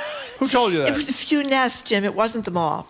Okay, Claire in Oxford. Wait a second. There has not been. Who just did this? Hannah? Who gave us this? So you're the best. There has not been a confirmed sighting of the northern giant hornet, Marjorie, since 2021, according to the Washington State Department of Agriculture. Destroyed a nest east of Blaine after trapping, tagging, and tracking 3 specimens, according to Axios. That's Washington State. You never know where they could be lurking. Well, that Jim. may be true. Claire from Oxford. Thank you for calling. Hello, Claire. Hi, I have an important message for you. What is it?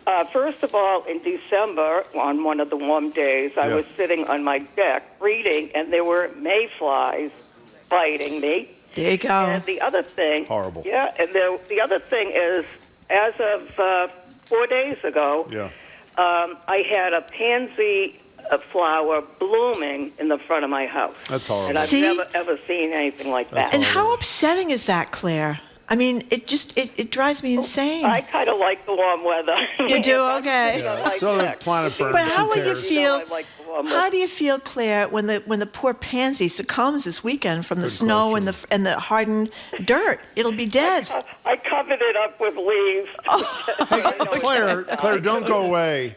Marjorie is of the opinion that out in Oxford, where you are, there are tons of giant hornets. Is there any truth to that rumor, since you appear to be sitting outside a lot? You see any giant hornets out there? No. Keep an eye out and call us. Giant Okay, thank you, but Claire.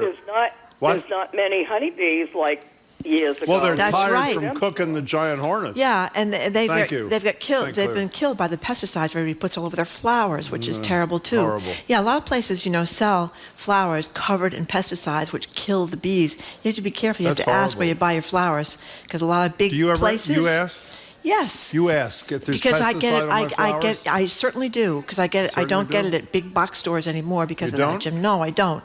I don't want to kill the honeybees. Gary from Cape Cod. What do you think, Gary? Well, I like everything about winter. Yep. Love the snow. Grew up in Boston. Live Yeah. on the Cape now. Very sad that about climate change in the seasons. And Yeah. It's winter up north. I'm an avid hiker. Yeah. I don't know. It's sad. It's very sad to see plants blooming in the wintertime when they shouldn't be. It kind of messes up my seasonal appreciation of living in New England. And it's going to be interesting moving forward to see what my grandchildren I know. experience. Yeah. Even though I hate winter, unlike you, you're totally right. I mean, Gary, you're totally right. Well, the You know, I Cape's just realized supposed to get 2 to 4 inches. it is? Yes. And You we're know, supposed to get 3 to 6. Let me just say Which this. is not a lot. Even though Marjorie has ridiculed almost everything I've ever done in my life, I just realized, speaking of winter, against my better judgment, we went ice fishing. That's right. About a decade ago. That was great. And we went ice fishing. We went out to a bob house, whatever that is. Mhm. And who caught a fish in the ice and You who did. did not? You caught a fish, Jim. And who I did cooked not. the fish on the grill? I don't believe that you cooked it I on the did grill. not. I thought was the- afraid you didn't remember that. No. The fish nerds. The Remember fish the guys. fish nerds? Yeah, they were great.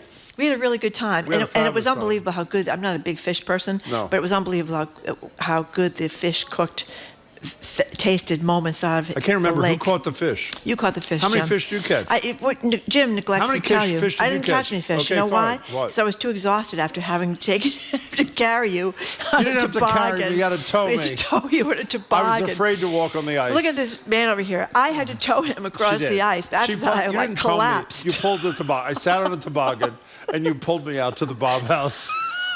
But then when I got was that very happens to be true. embarrassing. When I got to the bob house, Yeah. who stood up and what's that thing where the awl It's or the whatever hole. it is? It's the hole. No, I created the damn hole. I used the awl or whatever to that make- thing that's is. right, to make the hole. I made the damn hole, and then I caught the damn fish. So I mentioned Lake Aquaket before, Fish which was I'm like lucky a minnow, enough. by the way, but still Yeah. we ate it. Good. All these places used to freeze over, like Lake Aquaket or like Lake Champlain. When I lived up in Vermont, people drove, big trucks across Lake Champlain. Oh, really? You can't do that anymore. No more. Well, I shouldn't say. No. I should. I have checked Oh, the you temperature in shouldn't say Vermont that, yeah, today, yeah, no. but I think generally speaking, I mean, as I just said, the Great Lakes, they're not freezing like they used to, and of course everything's melting in Antarctica.